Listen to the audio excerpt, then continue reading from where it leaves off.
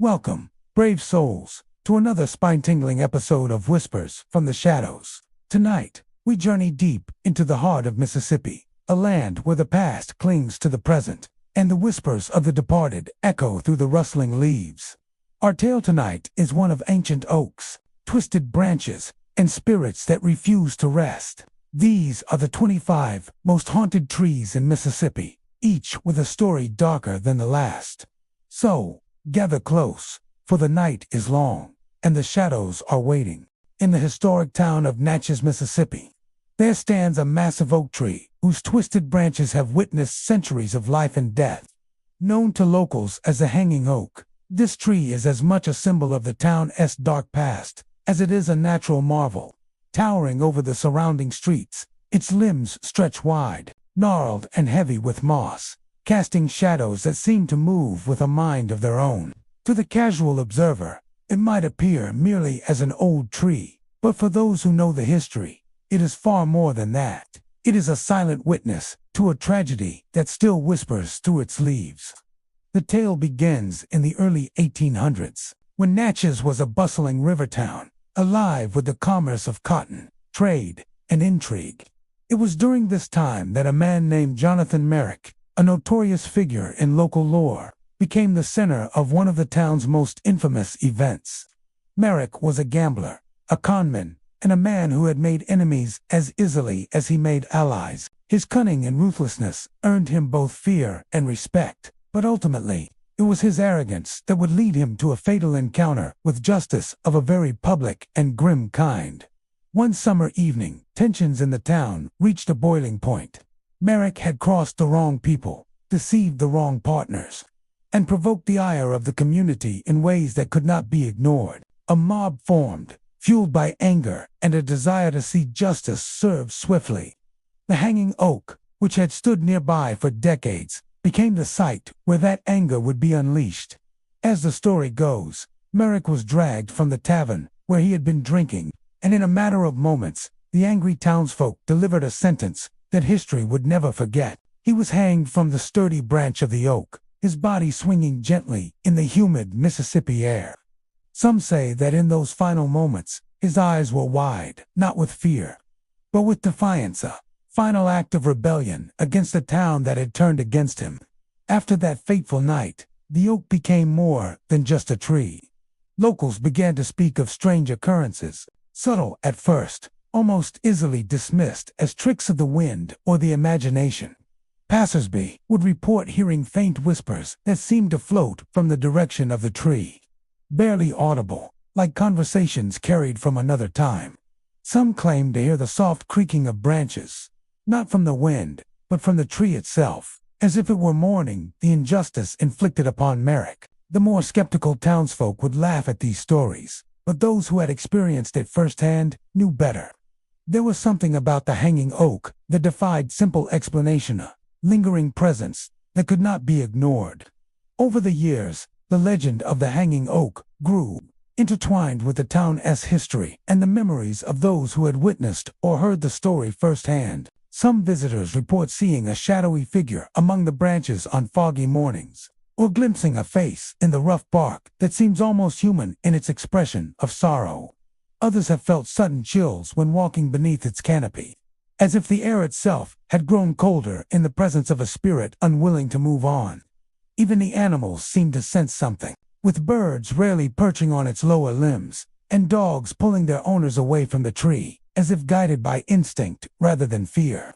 In modern times, the Hanging Oak has become a destination for both history enthusiasts and those drawn to the supernatural. Photographers capture its twisted branches against sunsets, while storytellers recount the tale of Jonathan Merrick and the mob that sealed his fate. Some visitors leave tokens at its base, coins, trinkets, or scraps of paper with names written on them, in hopes of appeasing whatever lingers there. The tree stands as a living monument to both the cruelty and complexity of human nature, a reminder that injustice leaves marks that endure far longer than the act itself. Local historians have attempted to separate fact from folklore, scouring records and newspapers from the early 1800s. While some details remain murky, the consensus is clear. Jonathan Merrick was indeed a figure of controversy, and his death left a profound impact on the community. The hanging oak, however, is not merely a historical artifact. It is a vessel of memory, a sentinel that carries the weight of grief, vengeance, and the unquiet dead. To walk beneath its sprawling branches is to step into a space where the past is never truly gone, where the line between the living and the departed feels impossibly thin. For those willing to linger near the hanging oak at dusk, the air carries a sense of expectation. The wind shifts in unnatural ways, rustling the leaves with a rhythm that seems deliberate. Some claim to hear footsteps when no one is near, soft whispers in a language that is both familiar and foreign. Even the moonlight seems to interact with the tree differently, casting shadows that twist unnaturally, as if the oak itself were alive, remembering, mourning, and perhaps waiting. The hanging oak does not scream. It does not move violently, but it exerts a quiet, almost imperceptible presence, a reminder that some events, some injustices, leave their mark not only on human memory, but on the world itself. And so, the hanging oak endures, centuries later, its roots deep in the soil of Natchez, its branches heavy with history, its presence a testament to the stories that refuse to fade. The town has changed, the streets are modernized, and new generations grow up unaware of the full extent of the tree's past. Yet, the oak remains, as stoic as ever, its bark etched with time and memory, its very being whispering the tale of a man who met his end beneath its branches, and a community forever haunted by the echoes of that night. To this day, those who walk beneath it cannot help but feel that they are not alone. Deep within the Vicksburg National Military Park, where history and memory intertwine among the rolling hills and dense woods, stands a tree that has long captivated the imagination of locals and visitors alike. Known simply as the Devil's Tree, it is an ancient oak with sprawling roots and a trunk blackened by time, weather, and legend. By day, it might appear as just another tree in a historic park, surrounded by monuments, trails, and the quiet echo of distant gunfire from the Civil War. But as the sun dips low and shadows lengthen, the tree transforms from a silent witness of history into a focal point of fear and unease. The origins of the Devil's Tree's dark reputation stretch back to the turbulent years of the Civil War. Soldiers camped nearby spoke in hushed tones of strange occurrences around the tree, rituals that seemed out of place in the midst of a war-torn landscape. Some said that enemy troops or rogue factions had gathered under the gnarled branches to conduct occult ceremonies, seeking protection, vengeance, or some other, more sinister power. Others claimed that enslaved people and freedmen, caught between loyalty and survival, had whispered tales of eerie gatherings, of shadows dancing in the flicker of firelight, and of the air thick with chanting that sent shivers down the spine. Whatever the truth, by the end of the war, the tree had earned a fearful reputation that refused to fade, echoing through generations of Vicksburg residents. Over time, the stories surrounding the tree grew darker. Visitors to the park report an oppressive sense of unease when approaching it, as if the air itself has thickened with centuries of sorrow and malevolence. Some speak of sudden chills, cold enough to make the hair on their arms stand on end, even in the sweltering Mississippi summer. Others claim to have seen fleeting shadows darting between the trees, massive roots, dark shapes that move against the natural flow of wind and light. These figures vanish when approached, leaving only the rustling of leaves and the eerie stillness of the forest. For many, it is not a question of imagination, but of something fundamentally wrong, a presence that defies reason. One of the most persistent accounts comes from those who have wandered near the tree after dusk. Hikers and history enthusiasts describe a weight on the chest, a feeling of being watched by invisible eyes. Dogs refuse to approach it, barking or growling at nothing visible, and even birds avoid its lower branches. Some have said that the tree seems to exhale, releasing a palpable tension that presses down on the mind and body alike. Others have reported that the shadows beneath its limbs form unnatural shapes, appearing almost human yet impossibly distorted, with limbs that twist like smoke or faces that melt into the bark. These experiences have been recounted over decades, cementing the Devil's Tree as a site of fear and fascination. The tree's reputation has drawn paranormal enthusiasts and amateur ghost hunters, all eager to test the limits of the legend. Some arrive with cameras, recorders, and instruments, hoping to capture evidence of the supernatural. Many return with stories of malfunctioning equipment, disembodied voices, or strange orbs of light dancing among the branches. Even those who arrive skeptically often leave with a sense of trepidation, convinced that the tree harbors something beyond explanation. One local researcher noted that the energy surrounding the tree feels different from any other part of the park, is heavier, more focused, as though centuries of history and violence have been absorbed into its very core. Despite or perhaps because of its sinister reputation, the Devil's Tree continues to draw visitors. Some are motivated by curiosity, others by a desire to confront fear, and some by a morbid fascination with the past. But nearly all who linger near it feel the same unmistakable pull, a sensation that the tree is alive in a way that transcends the natural world. Its roots seem to twist into the earth like serpents, gripping the soil as though protecting secrets too dark for daylight. Its branches stretch outward, reaching like fingers toward anyone who dares to stand beneath them. Folklore suggests that those who linger too long may feel compelled to leave, offering small tokens of respect or appeasement. Some leave coins, trinkets, or notes, hoping to satisfy whatever spirit is said to dwell within. Others simply retreat, hurriedly walking away as the oppressive energy presses closer. For decades, the Devil's Tree has stood as a silent sentinel, a living relic of history and fear. Its reputation cemented not by one single event, but by the accumulation of countless whispered stories, eyewitness accounts, and chilling experiences. Even modern historians admit that separating fact from fiction is nearly impossible. The Civil War left scars on the land and the people, existing only in oral tradition. The Devil's Tree embodies this duality. A real, physical object, yet steeped in the intangible weight of legend. To stand beneath its boughs is to feel history pressing from all sides, the clash of armies, the cries of the wounded, and the whispers of rituals long forgotten. The tree is a reminder that some places retain the energy of the past, that the earth itself can hold memories of fear, sorrow, and evil. Today, the Devil's Tree remains deep within the Vicksburg National Military Park, surrounded by monuments and markers of a past that shaped the nation. Yet, despite the order and structure imposed by the park, it stands twisted and blackened, a living monument to the unknown. Those who approach it are often drawn in by its eerie beauty, yet inevitably confronted by the unnerving sense that it is not just a tree. The Devil's Tree is something more: a witness, a keeper, and perhaps a vessel for the dark memories of a time when war, fear, and superstition collided in ways that left scars both visible and invisible. Centuries may pass, and generations may forget the full details of its history, but the tree endures. Visitors continue to feel the chill, hear the whispers, and glimpse the shadowy forms that refuse to reveal themselves. The Devil's Tree stands not only as a part of Vicksburg's landscape, but as a testament to the power of legend, fear, and the haunting persistence of the past.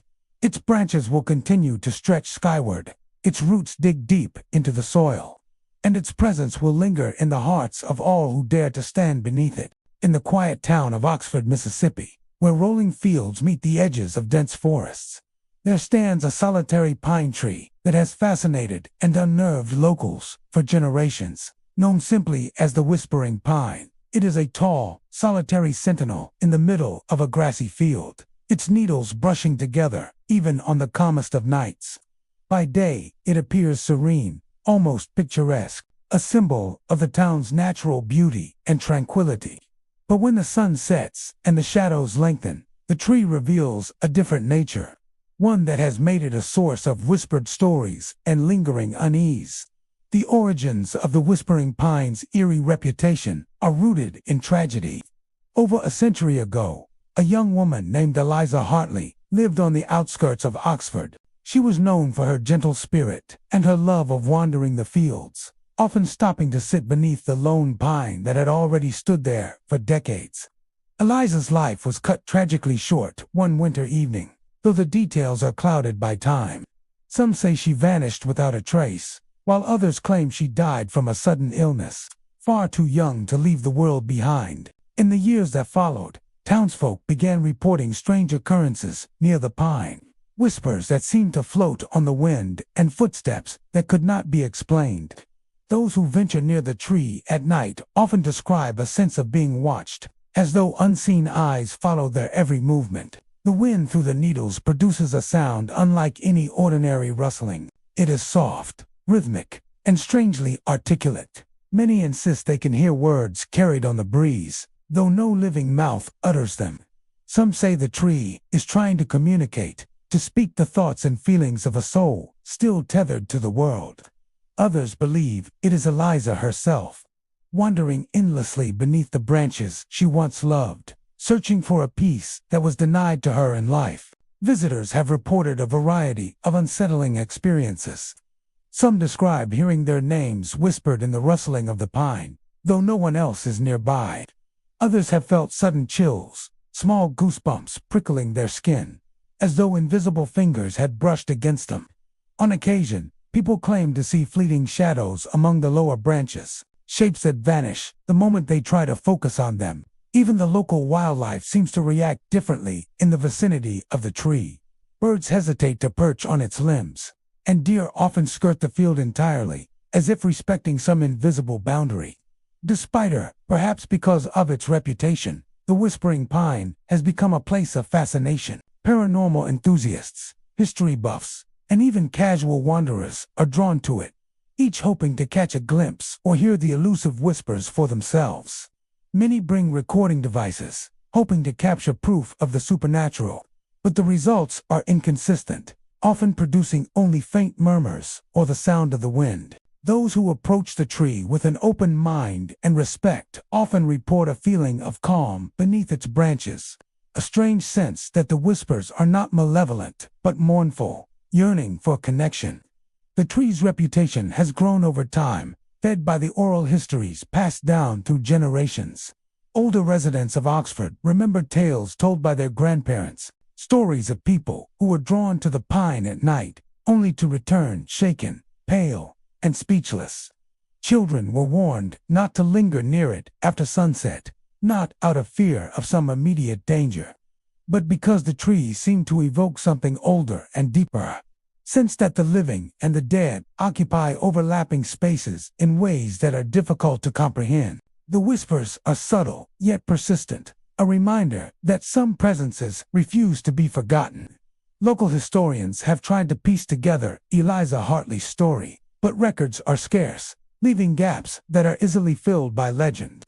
The tree has stood through generations of change, the rise and fall of families, the expansion of the town, the shifting of landscapes. Yet, it remains in its solitary field, unchanged in form but transformed in significance. It is no longer merely a pine tree. It is a vessel of memory, grief, and the inexplicable. To stand beneath it is to feel both small and connected, as though one has stepped into a space where time itself is fluid, and voices from the past can still be heard. Some believe the tree offers more than whispers. They claim it offers guidance, comfort, or warnings. Visitors report sudden insights or memories while near it, moments of clarity that feel tied to the presence within the pine. Others leave small tokens at its base stones, notes, or flowers in hopes of honoring the unseen spirit. The tree's influence seems subtle yet pervasive, lingering in thoughts long after leaving the field, as if it reaches beyond its physical boundaries to touch those who are receptive. Even in the modern day, the Whispering Pine has maintained its mysterious aura. Oxford continues to grow, and the fields around the tree are more frequently traversed by hikers and locals. Yet the tree itself remains a quiet, watchful presence. The whispers persist, carried on the wind, inviting those willing to listen in to a world that exists just beyond the veil of the ordinary. To approach the tree is to confront the unknown, to engage with a presence that is neither wholly alive nor entirely gone. A soul suspended in the liminal space between life and death. On the outskirts of Tupelo, Mississippi, where the land still carries the weight of history, there stands an oak tree known to locals as the Phantom Oak. It rises tall and solemn at the edge of a forgotten battlefield, its sprawling branches reaching skyward as though frozen in silent testimony to the violence once spilled upon the ground. To those who pass by in daylight, it may appear like any other old tree, its bark scarred with age and its roots gripping the soil with stubborn strength. But when night falls, the Phantom Oak becomes something far more unsettling. For generations, people have whispered of strange sounds that echo through the clearing, distant gunfire, the rhythmic stomp of boots, and the muffled cries of men long dead. The history surrounding the Phantom Oak is rooted in the Civil War. Tupelo was the site of intense conflict, most notably the Battle of Tupelo in July of 1864. Soldiers from both the Union and Confederate armies clashed violently here, their struggles staining the earth with blood. Countless men perished, their bodies hastily buried or left where they fell. According to legend, the oak tree stood at the edge of this battlefield even then, its branches providing shelter to the dying and bearing witness to the chaos. Some say that the souls of those soldiers, unable to find peace, attached themselves to the oak, tethered to the land where they fought their final fight. Stories of strange occurrences near the Phantom Oak began not long after the war ended. Locals living near the site reported hearing phantom gunfire in the night, sharp cracks that split the silence, though no battle raged. Others claimed to hear the low thunder of marching boots moving in rhythm across the earth, as though regiments were still advancing beneath the cover of darkness. On some nights, faint voices could be heard, men shouting orders, others crying out in pain, or calling for comrades who never answered. The oak seemed to serve as the heart of this spectral activity, a place where the echoes of war replayed endlessly. Travelers along the old roads that cut near the battlefield began to avoid the area after sundown. Horse-drawn wagons would shudder and halt near the oak, their animals refusing to move forward, as though sensing something invisible. Families who lived nearby spoke of seeing misty figures moving among the tree's branches, flickering forms that resembled soldiers carrying rifles or flags. Some swore they saw lanterns weaving in and out of the clearing, only to vanish the moment they were approached. As the decades passed, the Phantom Oak became a landmark for those drawn to the mysterious and the supernatural.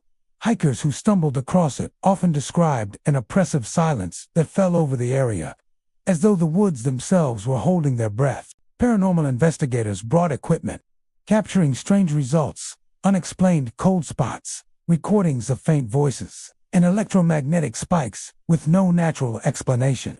A few claimed to hear their names whispered in the stillness, as if the spirits of the fallen mistook them for long-lost comrades.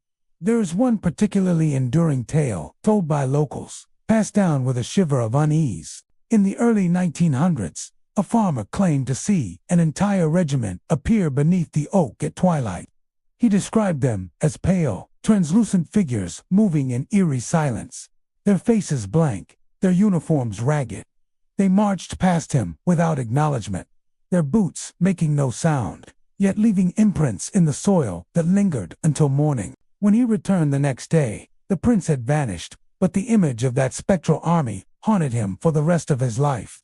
Others have shared similar accounts, for figures glimpsed in the corner of the eye, of the sudden scent of gunpowder hanging in the air, or of the strange metallic temps of blood carried on the wind. Some report the overwhelming sensation of grief upon approaching the oak, a heaviness in the chest as if sharing the sorrow of those who perished there. A few have even collapsed near its roots, overcome by dizziness or emotion, only to awaken with no memory of what brought them down. Despite these chilling accounts, the Phantom Oak is not always described as a place of terror. For some, it is a site of reverence and respect, a living monument to the lives lost during the battle. Visitors who approach with solemnity often feel a strange calm there, as if the spirits are at peace with those who remember them. Veterans have laid flowers at its roots, and families have lit candles in honor of the fallen. In these moments, the oak seems less haunted and more hallowed, a sacred reminder of sacrifice. Still, even the most respectful visitors cannot ignore the strange phenomena that persist. On quiet nights when the moon is high, the clearing around the oak often fills with inexplicable sounds: the distant roll of drums, the blare of a bugle, the echo of gunfire that rattles the air before dissolving into silence. Shadows flicker against a tree's bark, though no light source is present. Some say they feel a brush on their shoulder, or the tug of unseen hands, as though the spirits mistake them for comrades left behind. Today, the phantom oak stands alone, surrounded by the quiet hum of nature, but steeped in a history that refuses to fade. Its roots anchor it to soil soaked with memory. Its branches stretch over a land once torn apart by war, and its presence continues to stir unease in those who dare to approach after dark. Whether one views it as a haunted place or a sacred memorial, the oak endures as a reminder that the echoes of the past are not always silenced with time. In the heart of Jackson, Mississippi, tucked away in a long-forgotten cemetery, stands an ancient elm tree that has become the source of whispered tales and lingering dread. Known to locals as the cursed elm, this massive tree towers over the moss-covered gravestones, its gnarled branches stretching outward like skeletal arms, casting long, eerie shadows even in the midday sun. At first glance, it seems like any other old tree, sturdy, impressive, and cloaked in the green of its leaves. But beneath its bark, so the stories go, lies a curse that has haunted anyone foolish enough to defy it. The legend of the cursed elm dates back to the 1800s. The cemetery itself was once a resting place for the town's early settlers, but over the decades, it fell into disuse, becoming overgrown and neglected. Amid the gravestones, the elm grew tall and strong, its roots winding between the tombs, drinking in the memories of those long gone. Early records speak of strange happenings around the tree: tools disappearing, sudden chills, and unexplained shadows moving along the ground. But the most notorious aspect of the elm's lore involves the carving of initials into its bark, a seemingly innocent act that, according to legend, invites a year of misfortune upon the carver. For generations, children and teenagers, daring each other to leave their mark on the tree, would ignore the warnings. Some carved their initials confidently, thinking it a harmless prank, only to find that strange and unfortunate events followed them soon after. A young man, after leaving his initials etched into the bark, reportedly lost his job in a sudden downsizing. Another fell ill with a mysterious fever that lasted for weeks. One local girl, known for her mischievous streak, carved her initials late at night, only to have her home catch fire the very next day. The pattern repeated itself often enough that the townsfolk began to refer to it as the cursed elm, a name that stuck and spread beyond the cemetery gates. Visitors to the tree often report an uneasy sensation as they approach. Even on sunny afternoons, the air around the elm feels cooler, heavier, as if the tree draws in light and warmth. Some have described the sensation as a pressure on the chest, a subtle but persistent weight that seems to grow the longer one lingers beneath the branches. Shadows appear to shift independently of the sun, and the leaves whisper faintly, carrying sounds that almost resemble words. It is as if the elm itself is alive, aware of intruders, and guarding a secret it will not share. The bark of the elm is thick and rough, scarred with the marks of countless attempts to defy the curse.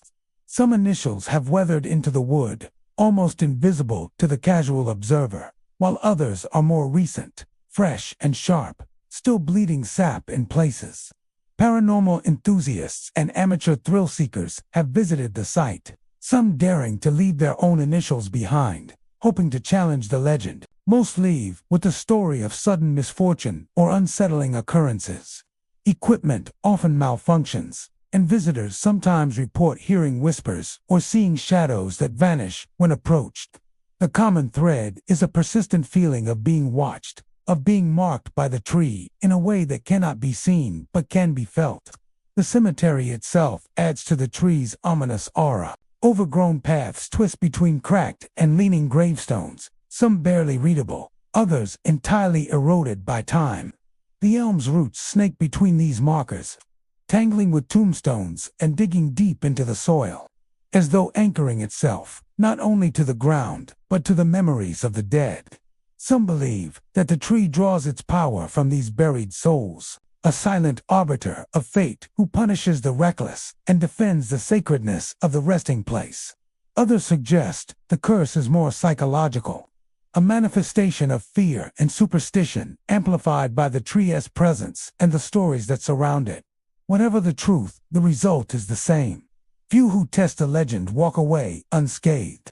Locals caution anyone who wanders near the cursed elm to respect it. Even those who come to admire its size and age are advised to keep their hands off its bark and to speak no ill words in its presence. Some believe that the tree's curse is not merely limited to carvings. Disrespect, mocking, or even thinking ill of the tree may invite bad luck in subtle ways. Cars may break down, minor accidents occur, or dreams become restless and troubling. In a city where life can already be unpredictable, few are willing to take that risk. Despite or perhaps because of its fearsome reputation, the cursed elm remains a popular sight for those intrigued by the supernatural. Photographers are drawn to its looming silhouette, capturing images of twisted branches that seem to claw at the sky.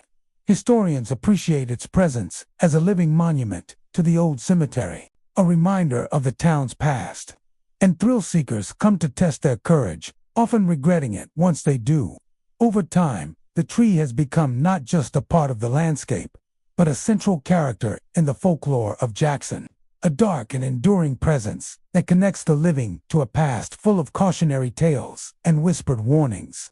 Even today, as the city grows and modern life presses in around it, the cursed elm stands unchanged, its rough bark scarred by the hands of the curious, its branches spreading wide as if to guard its secrets.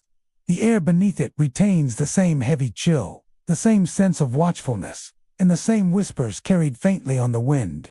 Those who approach the tree with respect may feel only awe, but those who challenge it often find that legend has teeth, and the curse is very real in ways both subtle and undeniable.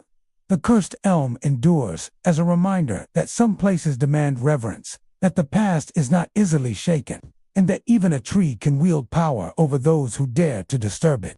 Its shadow stretches across the cemetery, touching the graves and the living alike, marking a boundary between curiosity and folly. Beneath its branches, the whispers continue, soft yet insistent, a voice of warning, a testament to the unbroken thread of fear and respect that ties Jackson's present to its haunted past. In the city of Meridian, Mississippi, tucked away on the edge of a quiet stretch of woodland, there stands a tree unlike any other in the region.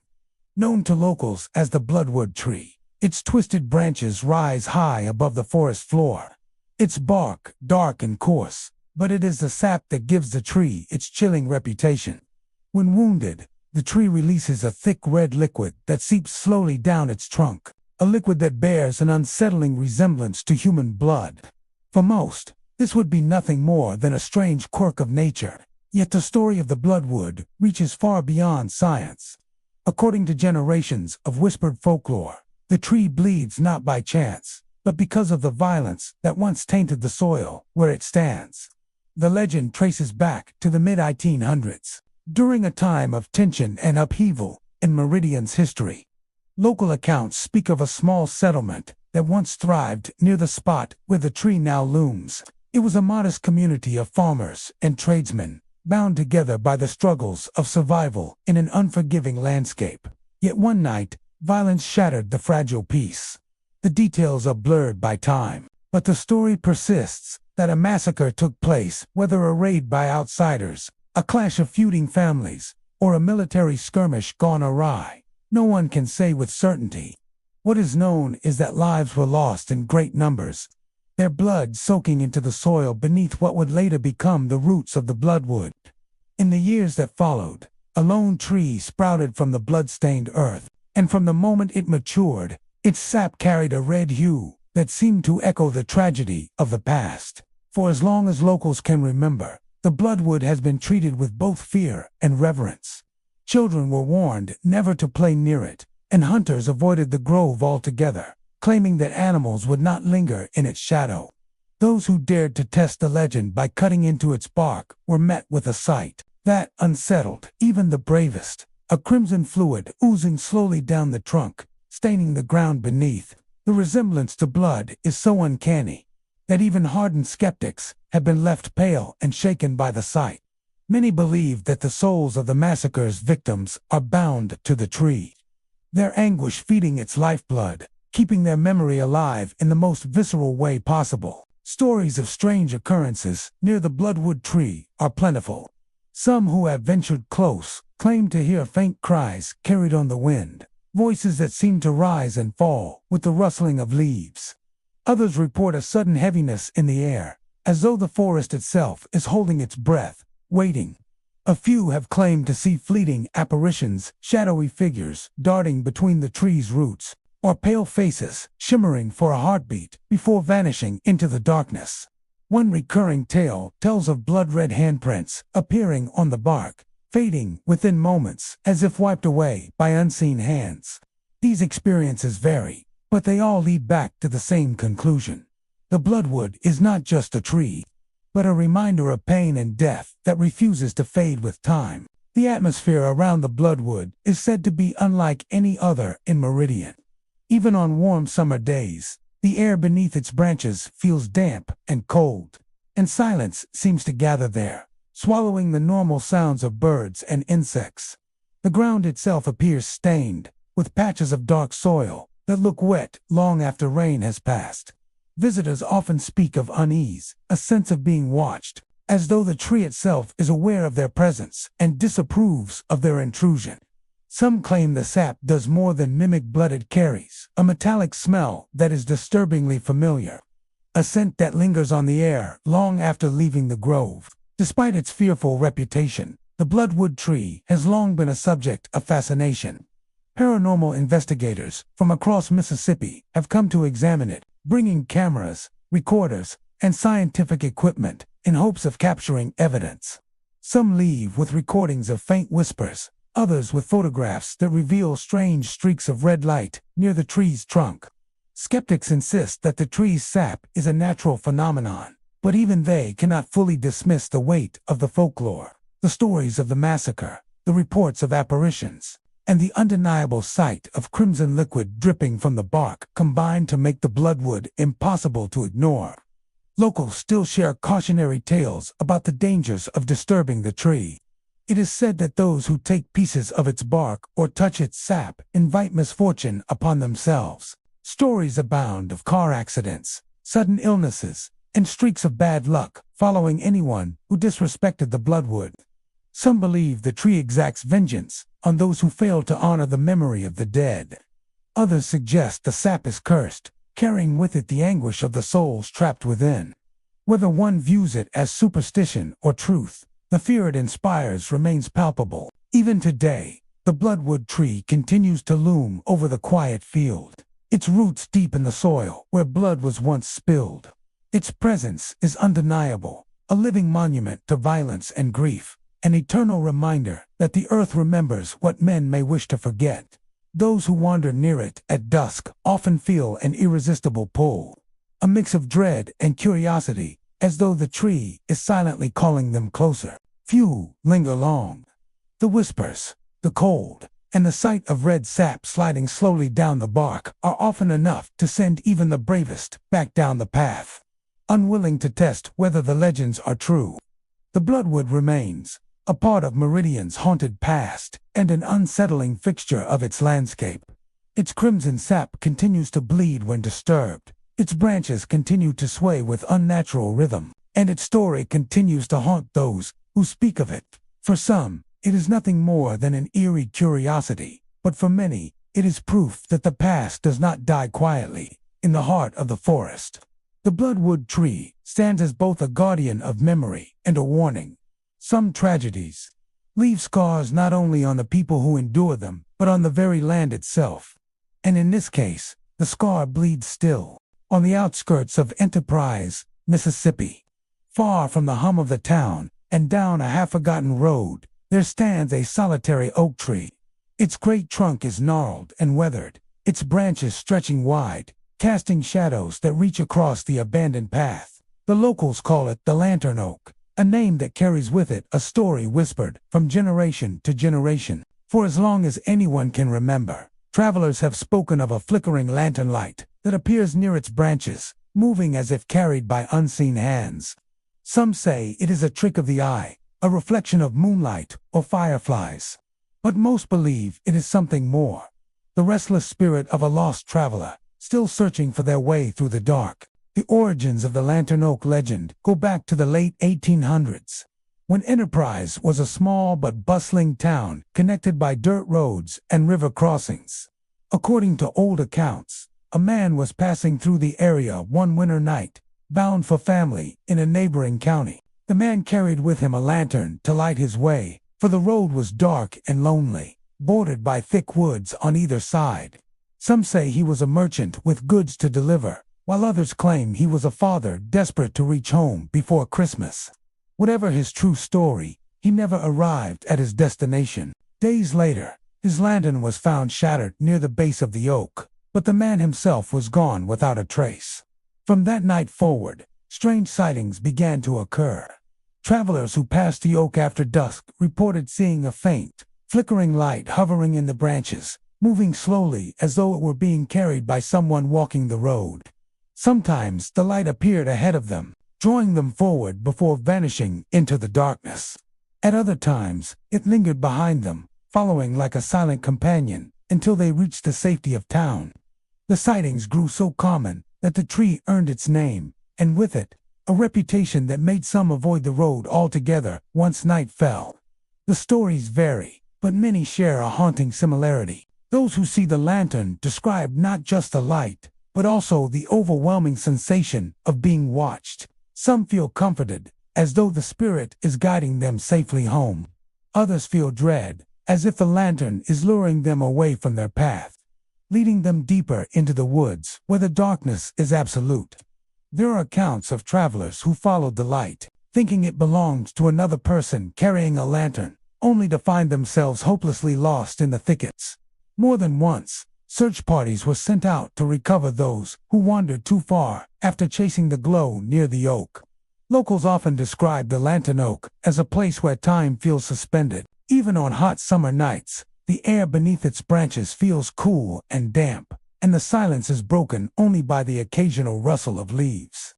The tree itself seems to hold a strange energy, its bark marked by scars that resemble long scratches, as if something had clawed at it in frustration. Farmers who once passed by with wagons claimed their horses would shy away, refusing to go near unless urged forward.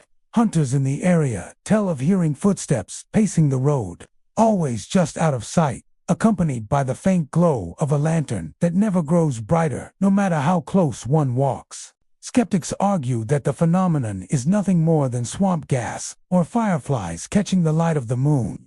Yet those who have seen the lantern insist it is no trick of nature.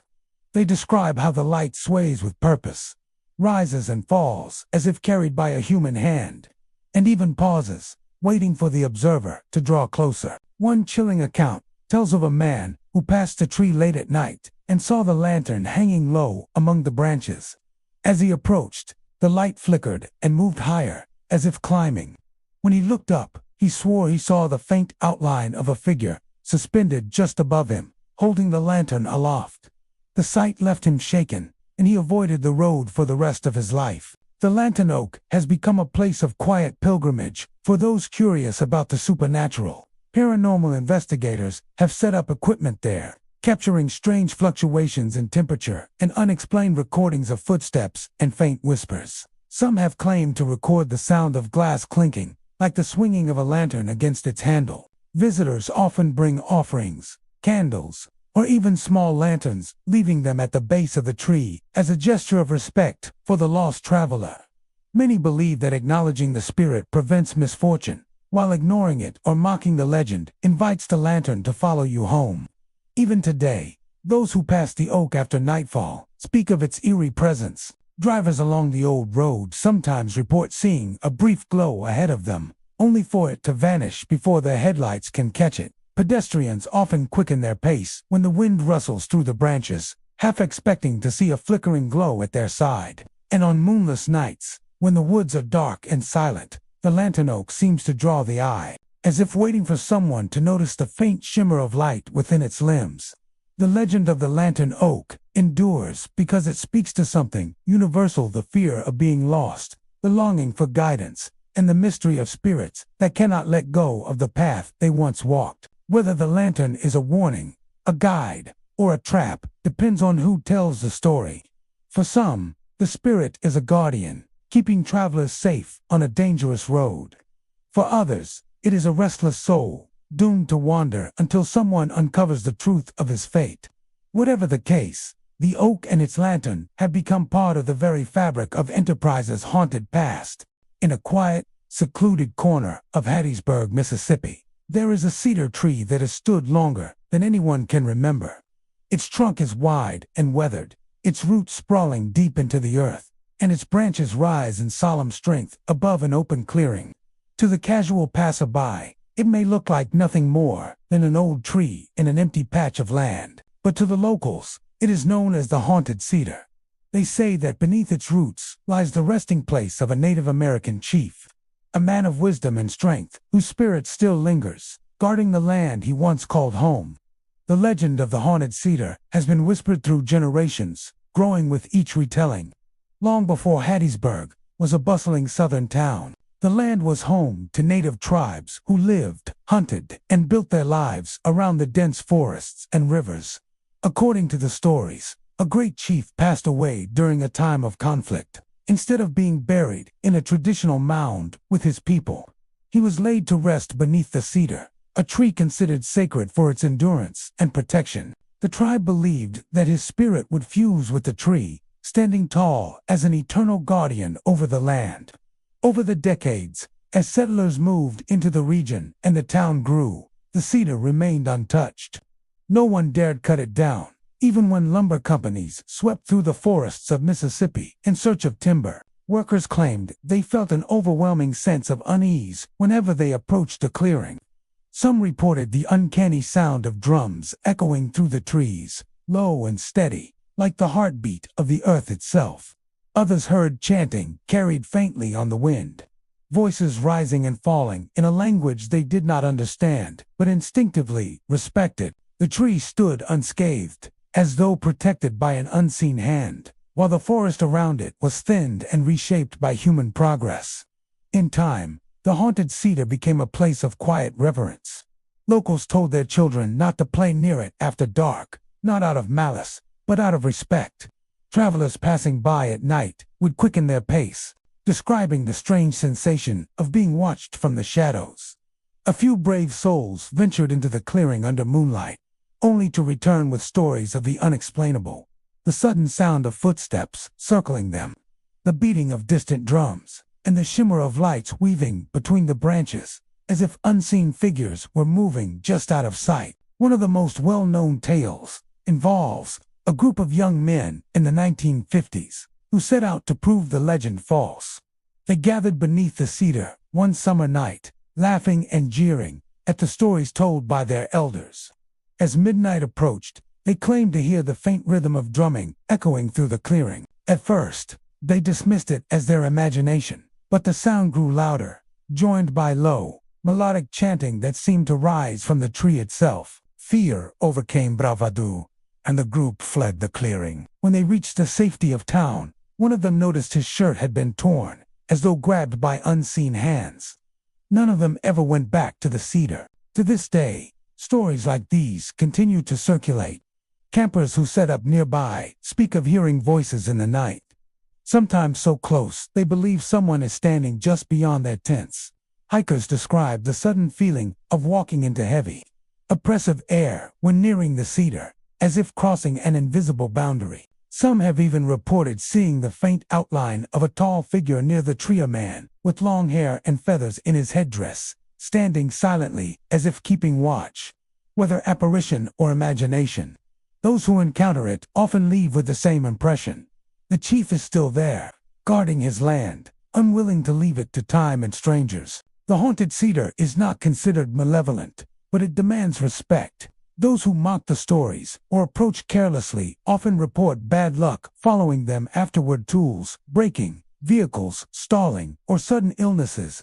Conversely, many who approach with reverence speak of a strange peace settling over them, as though the chief acknowledges their respect. Some locals even say that the cedar grants protection to those who honor it, blessing hunters and travelers who leave small offerings of tobacco, beads, or feathers at its roots. The cedar itself seems to embody the strength of the legend. Its bark is scarred but sturdy, its branches evergreen even when other trees lose their leaves. The clearing around it is oddly silent, with fewer animals venturing near, as though the natural world, too, recognizes the tree's sacredness. On certain nights when the wind is still and the moon is high, those who listen closely claim they can hear the steady rhythm of a drum, faint but undeniable, echoing from within the heart of the tree. Over the years, historians and paranormal investigators alike have tried to unravel the mystery of the haunted cedar. Some dismiss the stories as folklore, rooted in respect for native traditions, while others believe the phenomenon is genuine, lingering presence tied to the land itself. Regardless of explanation, the cedar has become more than just a tree. It is a symbol of endurance, memory, and the idea that the past never fully vanishes. Even as modern life continues to expand around Hattiesburg, the haunted cedar remains untouched, standing tall in its secluded clearing.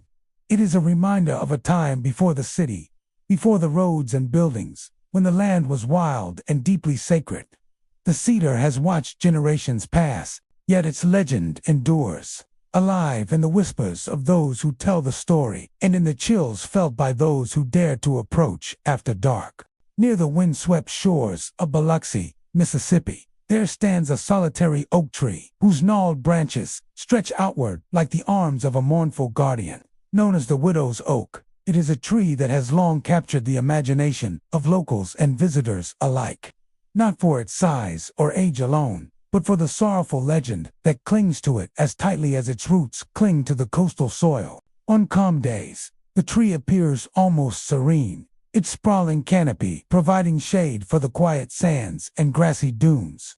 But as the sun sinks toward the horizon and the waves crash softly against the shore, the widow's oak seems to take on a life of its own, whispering secrets to those who dare to approach. The story of the widow's oak begins over a century ago, with a woman named Margaret Langley. Margaret had been married to a sailor named Thomas, a man whose life was bound to the sea. He was a kind man, known for his laughter and the gentle strength with which he navigated both ship and family. Margaret and Thomas lived on the outskirts of Biloxi, near the very shores where the oak now stands. Their love was a quiet one, woven from daily routines, shared meals, and evenings spent listening to the murmur of the Gulf. But in a cruel twist of fate, Thomas was lost to a violent storm one night while at sea, leaving Margaret alone in a world that suddenly seemed impossibly vast and empty. Heartbroken and unable to accept his absence, Margaret would walk each day to the edge of the water, to the oak that had been a part of their daily life. She would sit beneath its branches, staring out at the waves, speaking aloud to Thomas as though he could hear her. Friends and neighbors recall seeing her there, wrapped in a shawl against a salt wind, her voice trembling with grief as she whispered his name over and over. Seasons changed, years passed, but Margaret's vigil never wavered.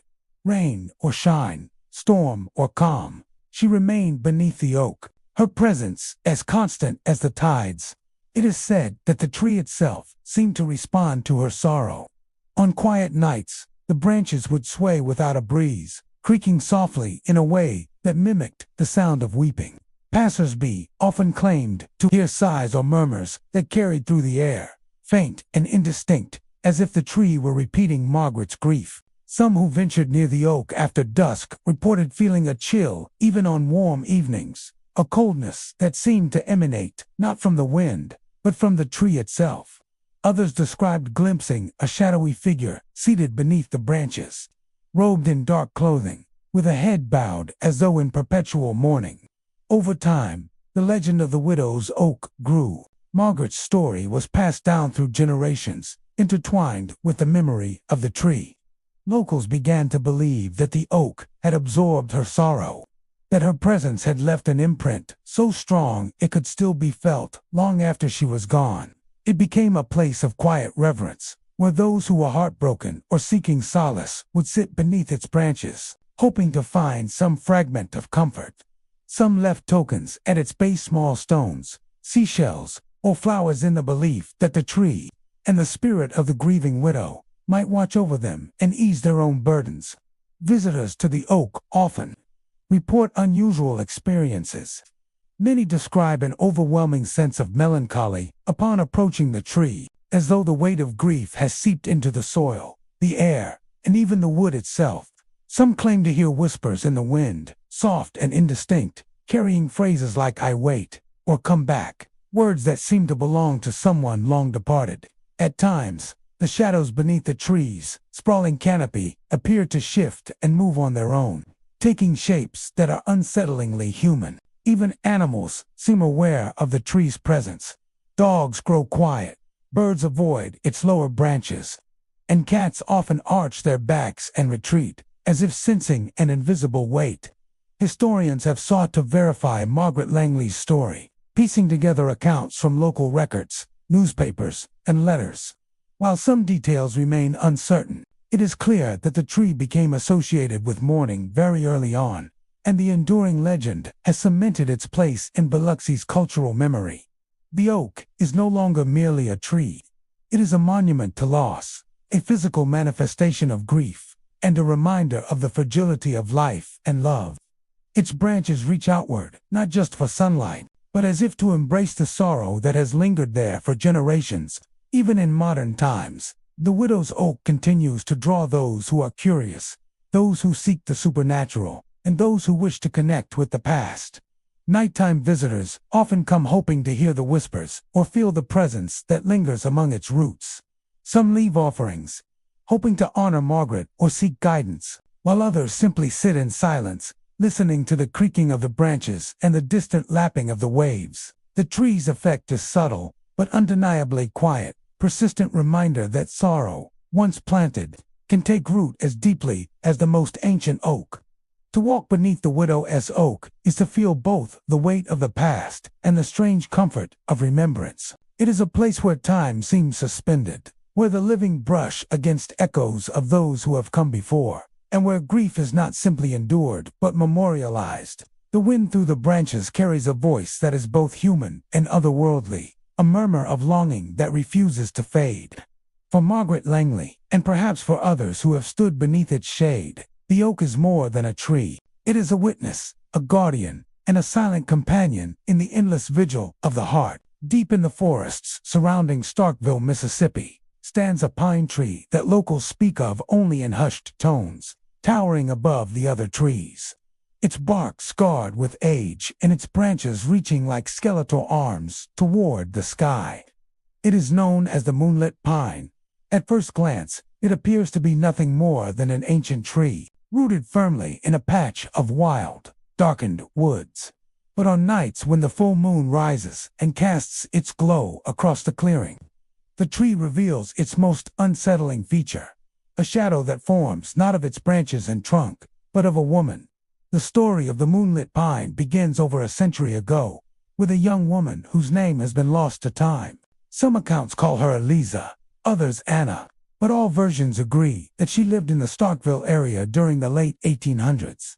According to legend, she was a quiet, solitary figure who often wandered the woods at night, carrying a lantern and humming songs to herself. Her family worried about her strange habits, whispering that she was troubled or touched by grief. Some claimed she was waiting for a lover who never returned, while others insisted she was fleeing from a sorrow she could not name. One night, she vanished.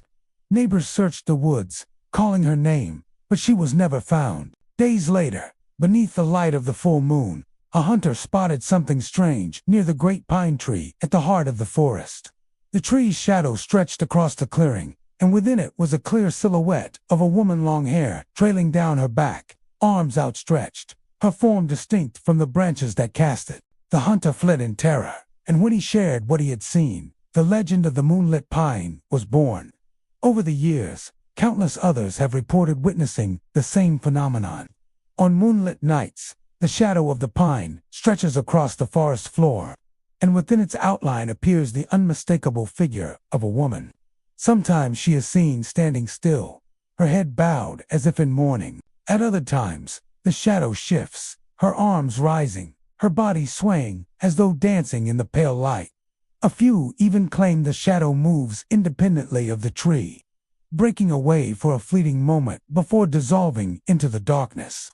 Those who have witnessed the shadow often speak of an overwhelming sense of sadness. Some describe feeling their chests tighten, as though sharing the grief of the woman whose shape the shadow mimics. Others report faint sounds carried on the wind, soft humming, almost like a lullaby, or the rustle of skirts brushing against the ground. There are even stories of travelers who, upon looking too long at the shadow, find themselves lost in the woods, unable to retrace their steps until the moonlight fades. Not all encounters with the moonlit pine end with sorrow alone. A number of stories describe a more terrifying experience. Some visitors claim that as they watched the shadow form, they felt an icy hand brush against their arm or the back of their neck. A few report seeing a pale figure among the trees, separate from the shadow itself, a woman in a long dress, her face obscured by darkness, watching silently from a distance. One man told of hearing his own name whispered from the direction of the pine, though he had come alone and no one else was near.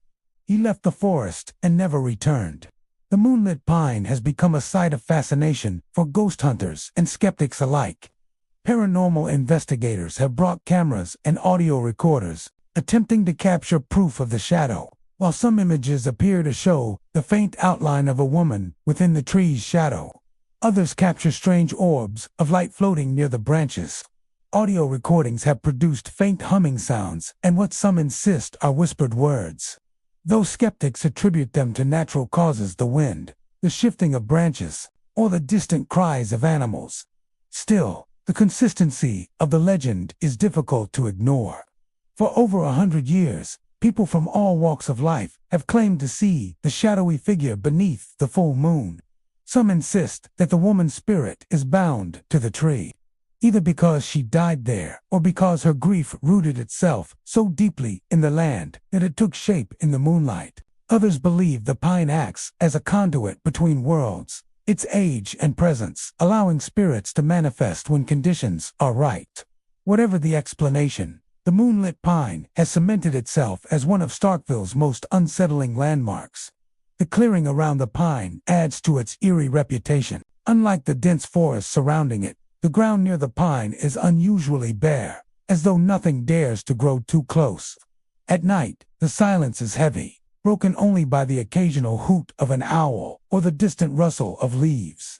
The tree itself looms larger than life, its bark scarred with deep grooves that some say resemble claw marks. Locals avoid it after dark, insisting that the shadow is not merely a trick of the light but a presence that demands respect. Despite the fear it inspires, the moonlit pine also carries an air of melancholy beauty.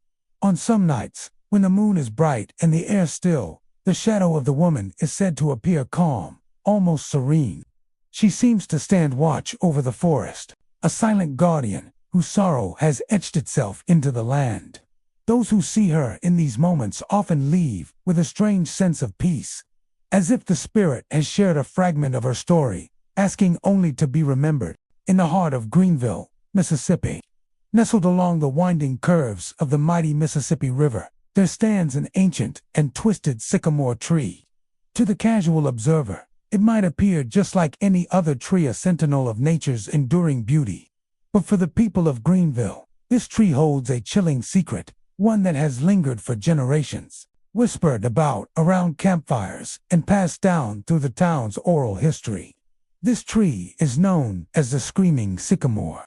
The story of the Screaming Sycamore begins long before anyone in Greenville can remember. In the early days of settlement, the area was home to both Native American tribes and European settlers, who had begun to cultivate the land around the river. The Mississippi River was not just a lifeline for these communities, but a place of mystery and danger, with its unpredictable currents and vast, wild landscape. It was during a particularly violent storm, the kind that rolled in quickly over the river and left destruction in its wake, that the first whispers of the tree's eerie reputation began. Legend has it that, on a night marked by violent winds and heavy rains, a horrific event unfolded near the tree. A young woman, who had recently married a fisherman, was alone at home.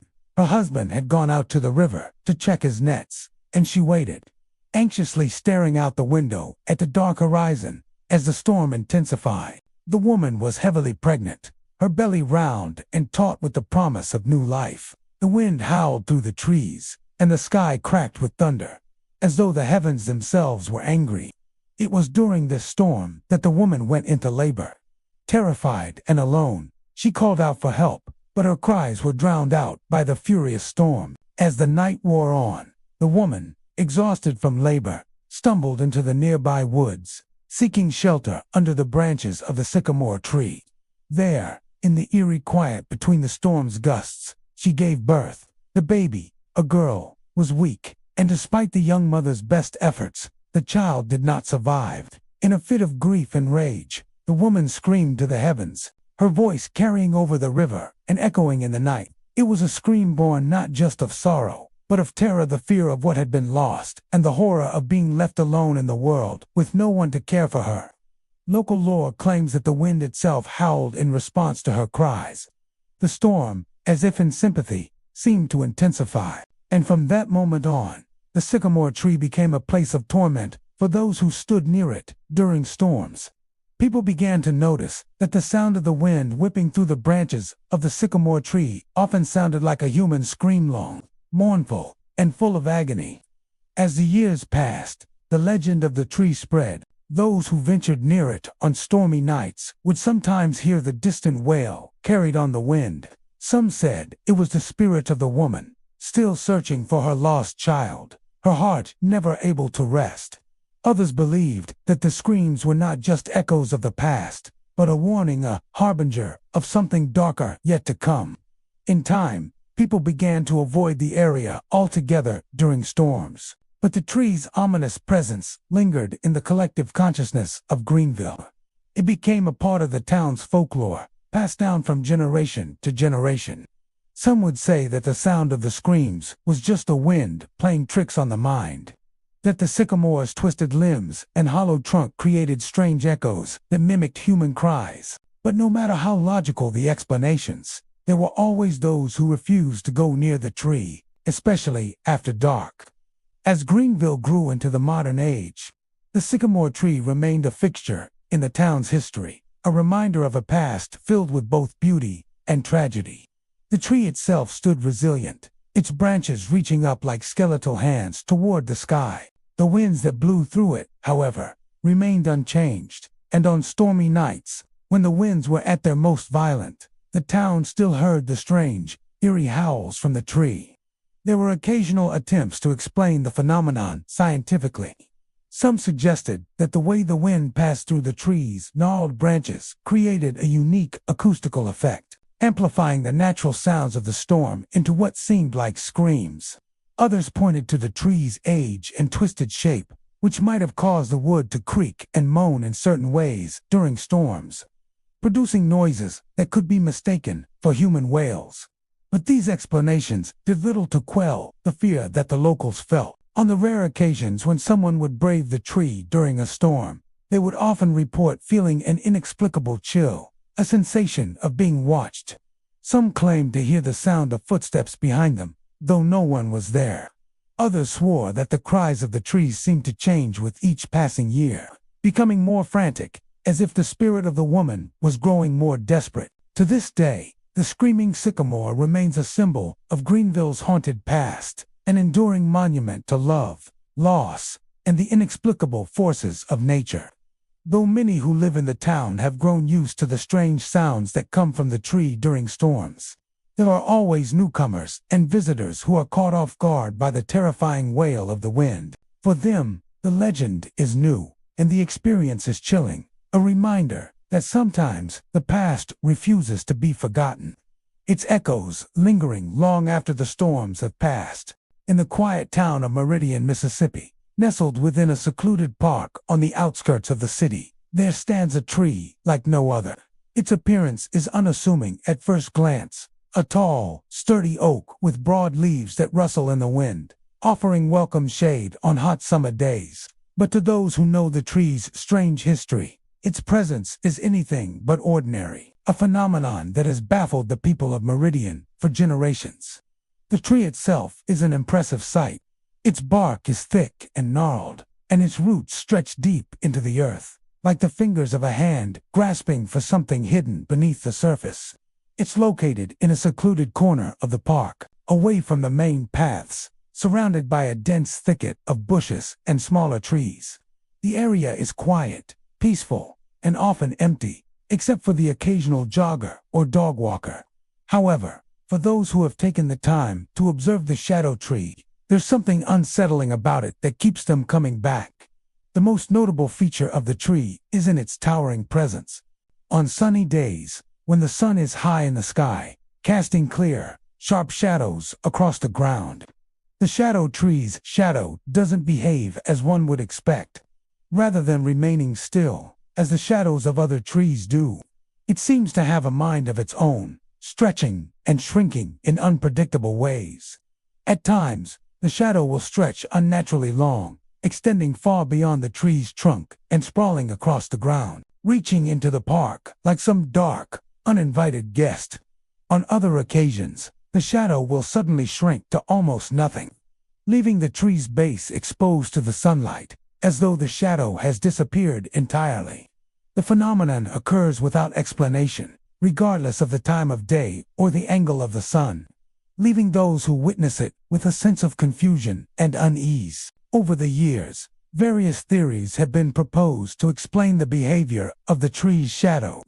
Some believe it's a trick of the light, a natural optical illusion caused by the way the sunlight filters through the dense canopy of leaves above.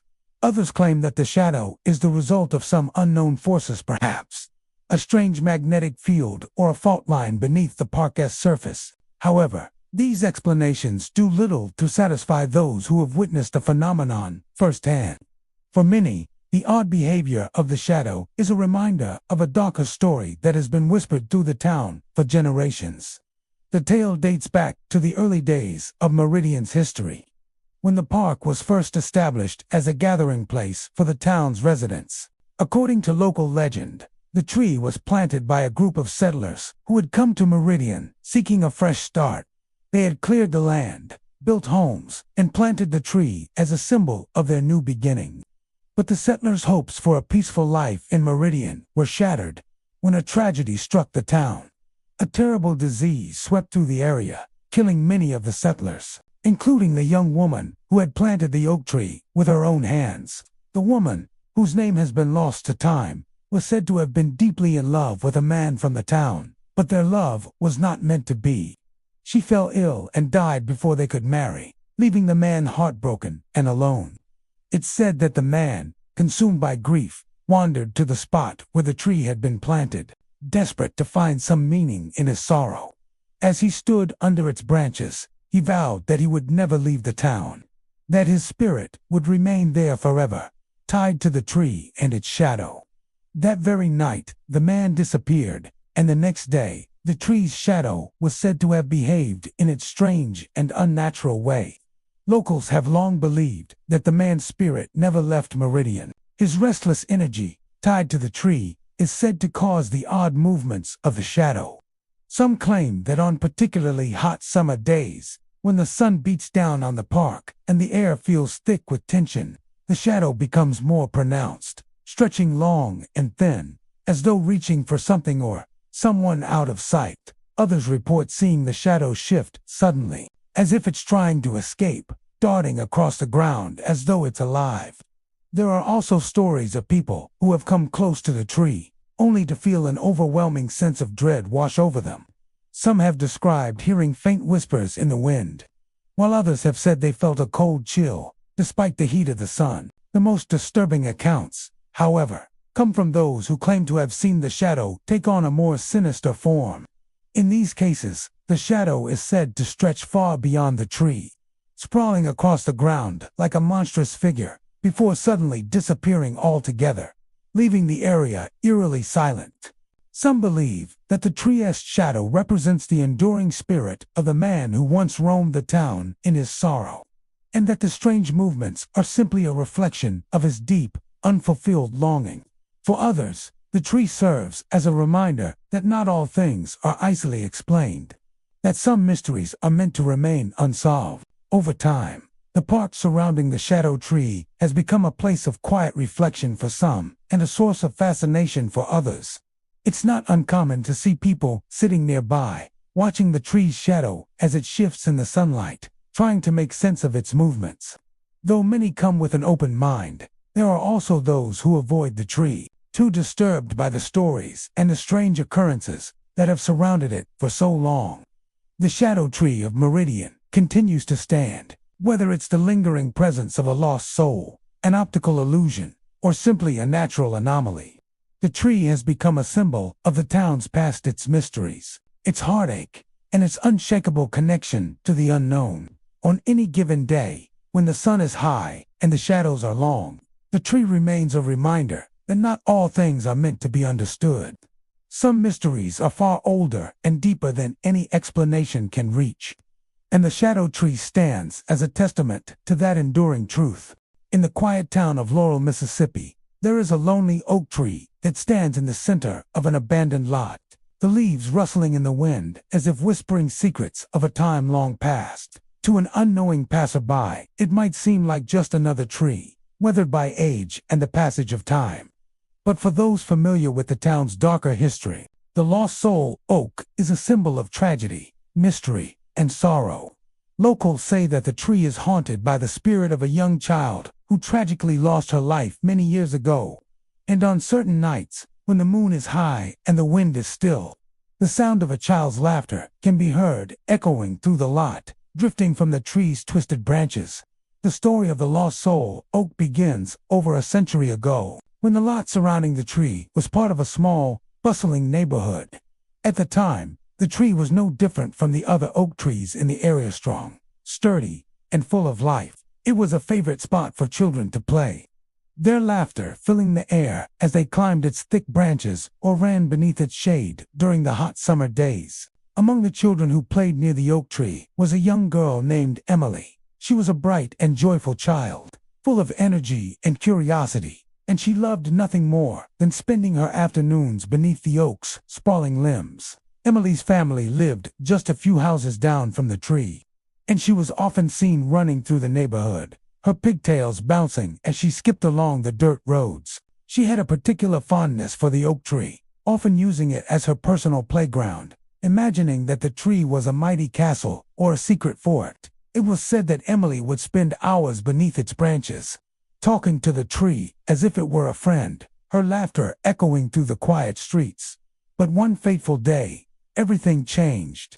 It was a warm afternoon in late spring when tragedy struck. Emily, as usual, had been playing near the oak tree, laughing and chatting with an imaginary friend.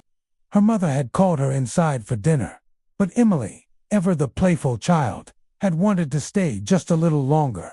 She climbed higher into the tree, her small hands gripping the rough bark as she made her way to a favorite branch. But as she reached the top, something went horribly wrong. The branch she was perched on snapped, and Emily fell to the ground below. The impact of the fall was enough to leave her gravely injured. By the time help arrived, it was too late. Emily had passed away from the injuries sustained in the fall. The neighborhood was devastated by the loss of such a vibrant, joyful child, and the oak tree, once a symbol of play and happiness, became a silent witness to her tragic death. In the years that followed, the neighborhood around the oak tree began to change. Families moved away, and the once bustling area grew quieter and quieter. Houses were abandoned, and the roads became overgrown with weeds and vines. The lot where the oak tree stood was left untouched. It wasn't long before strange things began to happen. Neighbors who lived near the abandoned lot started hearing strange sounds at night, soft, distant giggles, the unmistakable sound of a child's laughter. The sound seemed to come from the direction of the oak tree, carried on the wind. At first, people dismissed it as the wind playing tricks or the creaking of the tree's branches in the night. But as the sounds persisted, some began to wonder if it was more than just the wind.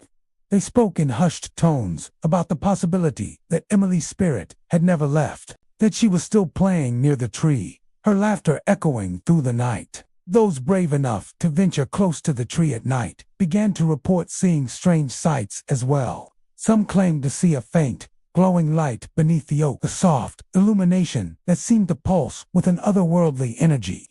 Others said they saw a shadowy figure, small and indistinct, darting around the base of the tree, vanishing as quickly as it appeared. But perhaps the most unsettling reports were those of the laughter, the soft, eerie sound of a child's joy, drifting through the air on a still night, as if Emily were still playing beneath the oak, unable to move on.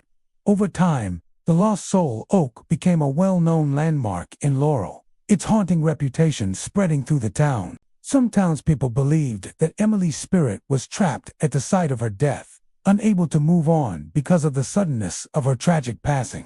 Others thought that her spirit was simply returning to the place she had loved most in life, drawn to the oak tree where she had spent countless hours playing as a child. The stories of the Lost Soul Oak spread beyond Laurel, attracting curious visitors and ghost hunters, all eager to witness the eerie phenomena for themselves.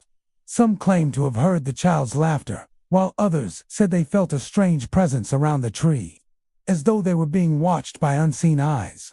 No one could explain the source of the sounds or the strange occurrences, but one thing was certain: there was something unsettling about the oak tree, something that made it different from all the others. Years passed, and the town of Laurel continued to grow and change. The once abandoned lot was eventually cleared, and new buildings began to rise in the area. But the oak tree remained, its twisted branches still reaching for the sky, its roots still deeply entrenched in the soil of the land. And on certain nights, when the moon is full and the air is still, the sound of a child's laughter can still be heard, faint and distant, drifting from the tree's branches. For those who know the story of the Lost Soul Oak, it remains a reminder of a tragedy that never truly left. The spirit of young Emily, forever bound to the place where she fell, still lingers beneath the tree, her laughter echoing through the air like a whisper from the past. Whether a manifestation of grief or a memory that refuses to fade, the Lost Soul Oak stands as a silent witness to a love, a loss, and a spirit that will never be forgotten. By the tranquil shores of Bay St. Louis, Mississippi, where the gentle waves lap at the sandy coastline, there stands a weeping willow tree that has long been a part of the town's landscape. Its long, drooping branches brush the ground in an almost sorrowful manner, creating an image that seems to mirror the very essence of grief. To many in the town, the mourning willow is not just a tree, but a symbol of a tragic past, a silent reminder of a love lost and a soul never at rest. The story of the mourning willow begins over a century ago, in the early 1900s, when the town of Bay St. Louis was a lively community filled with fishermen, farmers, and families. Among them was a young couple, Thomas and Eleanor, who lived in a modest cottage by the shore. They were known for their deep love and unwavering devotion to one another. Eleanor, with her soft golden hair and bright green eyes, was the picture of beauty and grace, and Thomas, a quiet but kind-hearted fisherman, adored her with all his being. Thomas and Eleanor had been childhood sweethearts, growing up together in a small town. Their bond was inseparable, and they dreamed of building a life together by the sea, raising children, and growing old in each other's company. Each morning, Thomas would sail out on his boat to fish in the waters of the bay. The two would meet every evening to watch the sunset, where they'd sit hand in hand and share their hopes for the future. As the years passed, the town around them began to change. New businesses opened, and tourism began to thrive. But through it all, Thomas and Eleanor's love remained constant, a steady beacon amidst the shifting tides of life. It seemed as though their love story would continue forever, uninterrupted and unyielding. However, fate, as it often does, had other plans. One fateful night, a violent storm swept through Bay St. Louis. The skies grew dark and ominous, and the wind howled through the streets, rattling windows and knocking over trees. Thomas, who had been out on the water when the storm hit, attempted to return home, battling against the raging winds and treacherous waves. He fought with all his might to guide his boat safely back to shore, but the storm proved too powerful. The boat capsized, and Thomas was swept away by the churning waters. When Eleanor received the news of her husband's death, her world shattered. She could not believe it. How could the man she loved, the man who had been her everything, be gone so suddenly? Her grief consumed her. She spent days by the shore, calling out his name, hoping that somehow he might return to her. She couldn't eat, couldn't sleep. She wandered the beaches, aimlessly searching for any sign of him, but there was nothing. Thomas was gone, and with him, her heart was lost. In her despair, Eleanor found herself drawn to a solitary weeping willow tree that grew near the shore. It had always been there, standing silently as the tides came and went. She would sit beneath its drooping branches, her tears falling like the rain that had come with the storm, and she would talk to Thomas, telling him how much she missed him and how she longed to see him again. The tree, with its long, graceful branches, seemed to embrace her, as though it understood her sorrow and shared in her grief. As the days turned into weeks, and the weeks into months, Eleanor's mourning never ceased. She could not let go of her love for Thomas. And the willow tree became her sanctuary, the place where she felt closest to him. In time, her once bright eyes grew dull, and her once golden hair turned thin and gray. She became a shadow of the woman she had been, consumed by grief, as though her very soul was tethered to the tree and to the memory of her lost love. One evening, as the sun began to set over the bay, Eleanor returned to the willow tree, as she had done countless times before. She sat beneath its branches, gazing out at the horizon, when something strange happened. As she sat there, she felt a soft breeze stir, and the branches of the willow seemed to move, almost as if they were reaching out to her. She closed her eyes, and for a brief moment, she thought she felt Thomas's presence beside her. The feeling was so real, so tangible, that it nearly took her breath away. She reached out her hand, as though trying to touch him, but when she opened her eyes, he was gone. From that night on, Eleanor's visits to the willow tree became more frequent. Some say that the tree itself began to change, that its branches seemed to hang lower, as though weighed down by the sorrow of her loss. Others claim that on stormy nights, the sound of Eleanor's mournful cries could still be heard, carried on the wind as she sat beneath the tree, waiting for Thomas to return to her. And still others say that, on quiet nights, when the moonlight bathes the tree in a soft, ethereal glow, the shadow of a woman can be seen sitting beneath the branches, her face turned toward the sea, as though she is forever waiting for a love that will never return. Over the years, the mourning willow became a place of legend. Some residents of Bay St. Louis claimed that the tree had a power all its own, that it could heal broken hearts or bring peace to the troubled soul. Others, however, avoided it, believing that the tree was cursed, that it held the lingering spirit of Eleanor's sorrow, and that anyone who came too close would be swept into the same deep well of mourning that had consumed her. To this day, the mourning willow still stands by the shores of Bay St. Louis, its branches brushing the ground in a silent, sorrowful gesture. Visitors to the tree sometimes report feeling a strange sense of sadness or longing when they stand beneath its canopy, as though they, too, are sharing in the grief that has plagued the tree for so long. And on certain nights, when the wind is just right and the sky is painted with the colors of the setting sun, the sound of a soft, mournful sigh can be heard, as though the tree itself is weeping for the love that was lost so many years ago. In the small town of Clinton, Mississippi, a solitary pine tree stands at the edge of a quiet, unassuming road. It's a tall, aged tree, its long, thin needles swaying gently in the breeze. The tree, which seems to grow alone on the side of the road, is not especially remarkable by day. Its bark is weathered by time, and its branches stretch wide, providing a bit of shade to the quiet road. But as night falls and the streetlights flicker on, something strange begins to happen. Over the years, there have been countless reports from drivers traveling along this quiet stretch of road, each recounting the same unnerving experience. At night, just as they approach the pine tree, they see a figure standing beneath its branches. At first, the figure appears to be simply a person waiting by the roadside, perhaps for a ride or shelter from the cold night air. But as they draw closer, something always happens. The figure vanishes, disappearing into thin air just before they pass the tree. This strange phenomenon has puzzled the townspeople of Clinton for decades, and stories of the phantom pine have circulated through the community for years. Some say the figure is that of a man, others believe it's a woman, and some even claim it is a shadowy figure with no discernible features at all. What's common in all the reports, however, is the eerie sense that the figure is not quite right, that it's not really there at all, or at least not in the way it first seems. The first known sightings of the figure beneath the pine tree date back to the 1950s. A young couple driving home from a late night out reported seeing a man standing beneath the tree, his features obscured by the shadows. The couple slowed their car, assuming the man might need help, but when they looked back as they passed, the figure was gone. At first, they thought it was just their imagination playing tricks, but as time went on, more and more people began to share similar stories.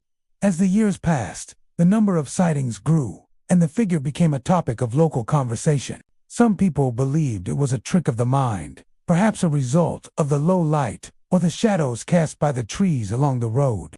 Others suggested it could be a local prankster, someone who enjoyed scaring drivers by standing in the dark and then quickly vanishing. But as the reports continued to pour in, it became clear that something more mysterious was at play. One of the more chilling accounts came from an elderly woman named Betty, who had lived in Clinton her entire life. Betty had heard the stories about the phantom pine for years, but had always dismissed them as local legend. One night, however, she was returning from a trip to visit her daughter, when she saw the figure for herself. As she drove down the quiet road, she noticed a man standing beneath the pine tree, his silhouette barely visible in the moonlight. Thinking it was a hitchhiker or someone in distress, Betty slowed her car, preparing to stop and offer help. But as she drew closer, the figure seemed to melt away, vanishing into the darkness without a trace. Betty was shaken, her hands trembling on the steering wheel as she drove past the spot where the figure had been standing.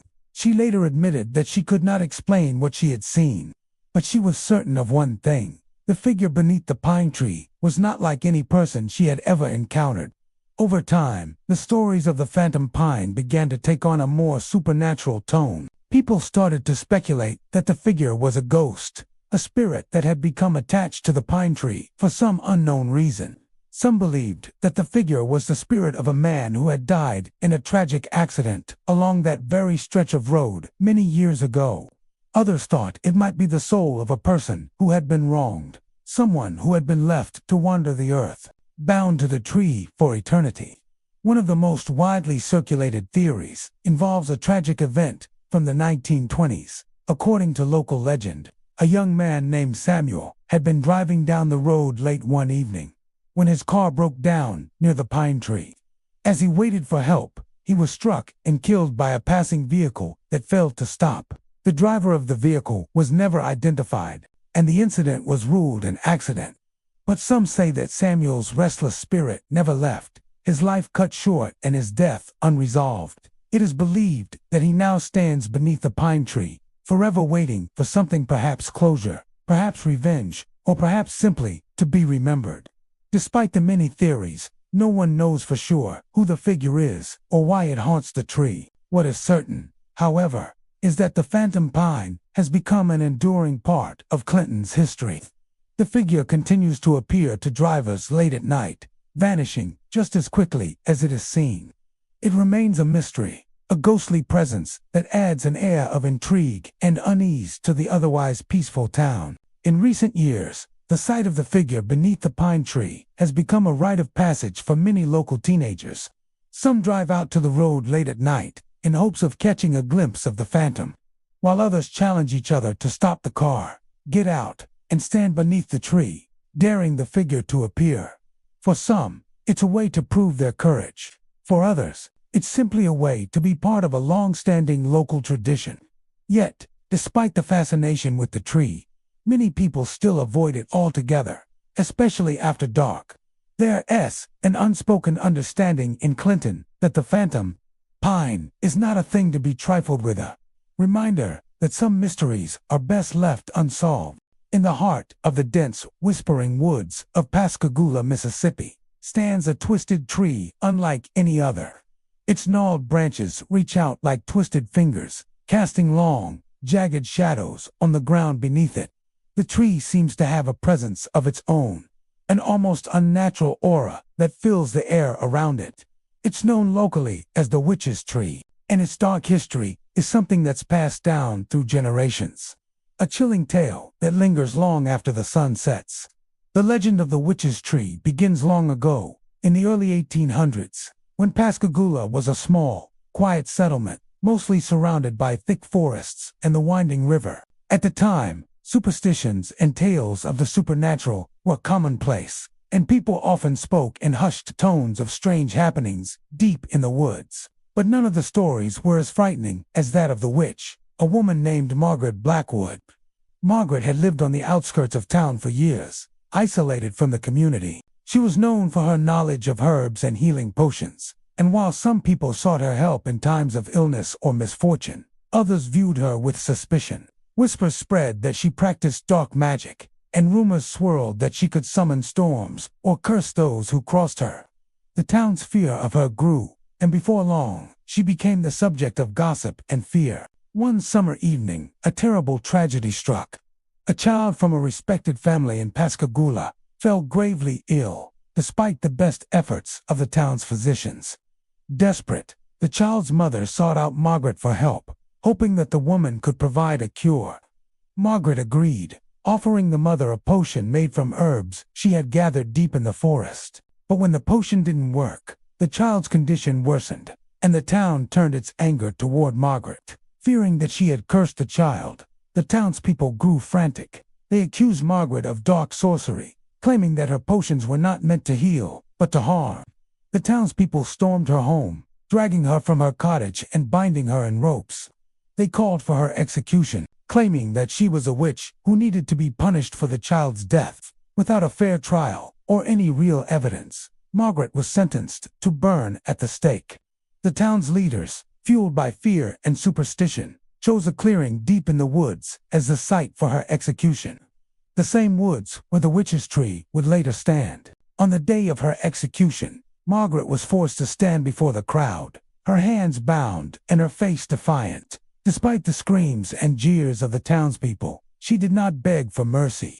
In her final moments, Margaret raised her head to the sky and spoke a curse, warning the town that her spirit would never rest until the truth was known. The flames engulfed her, but her words lingered in the air. As the fire died down and the crowds dispersed, a strange thing happened. The tree that had been nearby, an ancient, twisted oak, suddenly began to change. The bark seemed to darken, and the branches twisted unnaturally, as if they were reaching out toward the spot where Margaret had fallen. In the days that followed, the town noticed that something was different about the tree. A dark shadow seemed to cling to its trunk, no matter the time of day. Soon after, people began to report seeing strange figures in the woods. Those who ventured too close to the tree spoke of hearing whispers on the wind, voices that seemed to come from nowhere, speaking in a language no one could understand. Some said they saw a shadowy figure, a woman, standing beneath the tree, her eyes glowing with an otherworldly light. Others claimed to feel a cold, oppressive presence, as though someone or something was watching them from the darkness. Over time, the story of Margaret's execution faded into legend, but the tree remained, its twisted branches standing as a reminder of the injustice that had been done. Locals started to refer to it as the witch's tree, believing that Margaret's spirit still haunted the woods, seeking revenge for her wrongful death. Some say that the tree itself has become a conduit for her power, that it absorbs the darkness and malice that she left behind. On certain nights, when the moon is high and the air is thick with fog, those who pass too close to the witch's tree can feel an unsettling chill, as though the very earth around them is alive with energy.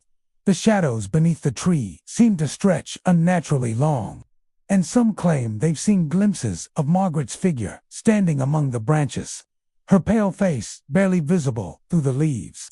There are those who still venture into the woods, daring to stand beneath the witch's tree, in the hopes of witnessing something extraordinary or perhaps to prove their own courage. But the forest is not kind to those who do not respect its dark history. It's said that if you stand too close to the tree, you might hear Margaret's voice on the wind, her whispers promising that her vengeance will one day be complete. Those who have dared to stay too long have been found later, their faces pale and their minds shattered, unable to recall what they saw or heard in the darkness. To this day, the witch's tree remains an ominous fixture in Pascagoula's woods, a place of foreboding where the line between the living and the dead is said to blur. No one dares to cut it down, for fear of unleashing something far worse than the ghost of the witch. The tree stands as a solemn reminder of the consequences of fear and superstition, of a woman wrongfully condemned, and of a spirit that will never rest until her vengeance is complete. In the small, historic town of Greenwood, Mississippi, nestled within the shadows of an overgrown and long-forgotten cemetery, stands an ancient oak tree. Its towering trunk and wide, spreading branches dominate the scene, as if watching over the weathered gravestones that surround it. This oak, however, is no ordinary tree. It is said to be the cursed resting place of a notorious figure, and over the years, rumors have circulated that the spirit of the man buried there still lingers, seeking vengeance on anyone who dares to disturb his grave. The tale of the haunted oak begins in the mid-1800s, when a man named Samuel Graves, a figure notorious in Greenwood's history, made a name for himself as both a wealthy landowner and a ruthless, merciless businessman. Samuel had acquired much of the land in the area, often through questionable means. He was known for manipulating people, running them out of their land, and even using his influence to have his rivals disappear.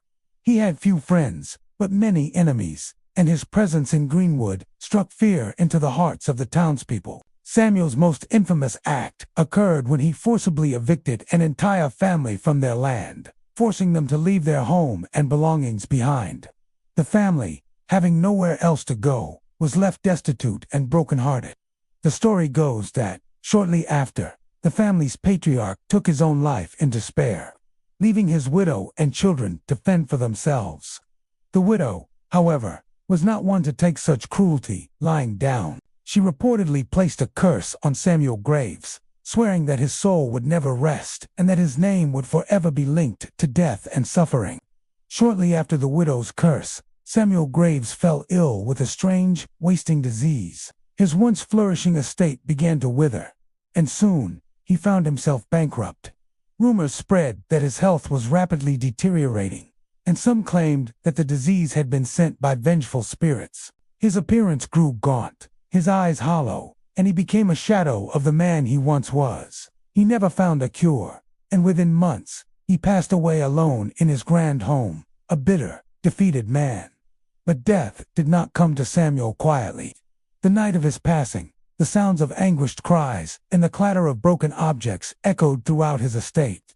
Some reported hearing voices, though no one was there. Others claimed that they saw shadows moving within the windows, as if his spirit was already wandering, restless in the afterlife. His burial took place in a small cemetery at the edge of town, the final resting place of many of the town's early settlers. It was a peaceful spot, surrounded by trees and thick vegetation. Samuel Graves was laid to rest beneath the largest oak tree in the cemetery, a towering, ancient oak that had stood there for generations. The tree had witnessed countless burials and had become a silent guardian over the years. But for Samuel Graves, the oak would come to symbolize much more than just a place of final repose. As time went on, strange occurrences began to take place around the cemetery. People who passed by at night would report seeing eerie lights flickering near the oak, as if someone or something was moving among the graves. Late-night travelers sometimes heard footsteps following them, only to turn around and find no one there. Even more unsettling were the whispers that seemed to float on the wind. Indistinguishable words that no one could quite understand, but always carried a tone of malevolent intent. Those who were brave or foolish enough to enter the cemetery after dark often reported feeling a cold, oppressive presence near the oak tree. It was as if something or someone was watching them, lurking in the shadows, waiting. The first known report of an encounter with the spirit of Samuel Graves came from a young man named James Wilkins, who had ventured into the cemetery one evening out of curiosity. James had heard the rumors of the haunted oak and, like many young men, he was eager to prove his bravery. He entered the cemetery at dusk, his footsteps crunching on the dry leaves beneath his feet. When he reached the oak, he stood for a moment, feeling an odd tension in the air, as though the very earth beneath him was holding its breath. He scoffed at the idea of a curse and proceeded to mock the legend, shaking the tree's trunk and shouting insults at the grave of Samuel Graves. That's when the temperature dropped sharply and a chill ran through his body. The leaves rustled around him, though there was no wind. Suddenly, James felt a cold, bony hand grip his shoulder, sending a shock of terror through his spine. He spun around, but there was no one there. The voice of a man low and gravelly whispered from behind him, "You've disturbed my peace." James froze, unable to move, as an unseen force pressed down on him, as if something was trying to push him to the ground. With all his strength, he wrenched himself free and fled the cemetery, running back to town with the sound of footsteps echoing behind him, though no one was there. James was never the same after that night. He became ill, his health declining rapidly, and within a few weeks, he passed away, his death as mysterious as the encounter he had witnessed. Townspeople whispered that Samuel Graves' spirit had claimed him as punishment for disturbing his grave, and soon, more reports of strange happenings began to surface. One by one, those who dared to approach the oak found themselves stricken with illness, cursed by the vengeful spirit of the notorious man buried beneath its roots. As the years passed, the cemetery fell into disrepair, forgotten by most of the town. Yet the oak tree remained, a constant reminder of the dark legend that haunted it. The cemetery itself became overgrown with vines and weeds, the graves of the town's early settlers becoming lost to time. But the oak, with its twisted branches and gnarled bark, stood strong and unmoving, its dark presence still casting a shadow over those who dared approach. The haunted oak of Greenwood became a place of legend, a site that few visited but many feared. Those who still lived in the town told their children of the oak, warning them to stay away from the cemetery after dark. It was said that the spirit of Samuel Graves would never rest, forever bound to the oak tree, seeking vengeance on any who dared to disturb his grave. The tree, with its thick branches reaching out like gnarled hands, continued to stand as a silent sentinel, waiting for the next soul to cross its path and incur the wrath of the man buried beneath it. And in the quiet of the night, the whispers of Samuel Graves could still be heard on the wind, seeking revenge for the wrongs that had been done to him long after death had claimed him. In a quiet park, nestled within the town of Columbus, Mississippi, stands a tall and solitary cedar tree, casting long, creeping shadows across the ground. This cedar is no ordinary tree, and for those familiar with the town's darker legends, it is a place of great sorrow and mystery. The locals call it the Crying Cedar, and for generations, they have passed down the chilling tale of the spirit that is said to haunt its branches, the ghost of a grieving mother, whose cries can still be heard on certain nights. The story of the Crying Cedar dates back to the early 1800s, when Columbus was a bustling frontier town, still growing and finding its place along the Mississippi River. At the time, the area was home to a small, tight-knit community. Among them was a woman named Eliza, who had recently lost her beloved husband, Thomas. Together, Eliza and Thomas had lived a quiet, peaceful life, raising their children in a modest home near the edge of town. Their love was the kind that everyone admired, a love built on trust, understanding, and mutual respect. But their happiness was shattered one cold winter's evening when tragedy struck. Thomas, who had worked as a blacksmith, was in his shop when an accident occurred. A fire started in the forge, and despite his best efforts to escape, Thomas was trapped inside. His screams could be heard echoing in the streets, but by the time anyone arrived to help, it was too late. The fire had consumed him, and he died in the flames, his body beyond recognition. Eliza was devastated by her husband's death. The loss of Thomas left a void in her heart. one that nothing could fill. Her grief was all-consuming, and she withdrew from the world, unable to find solace in the love of her children or the support of her community.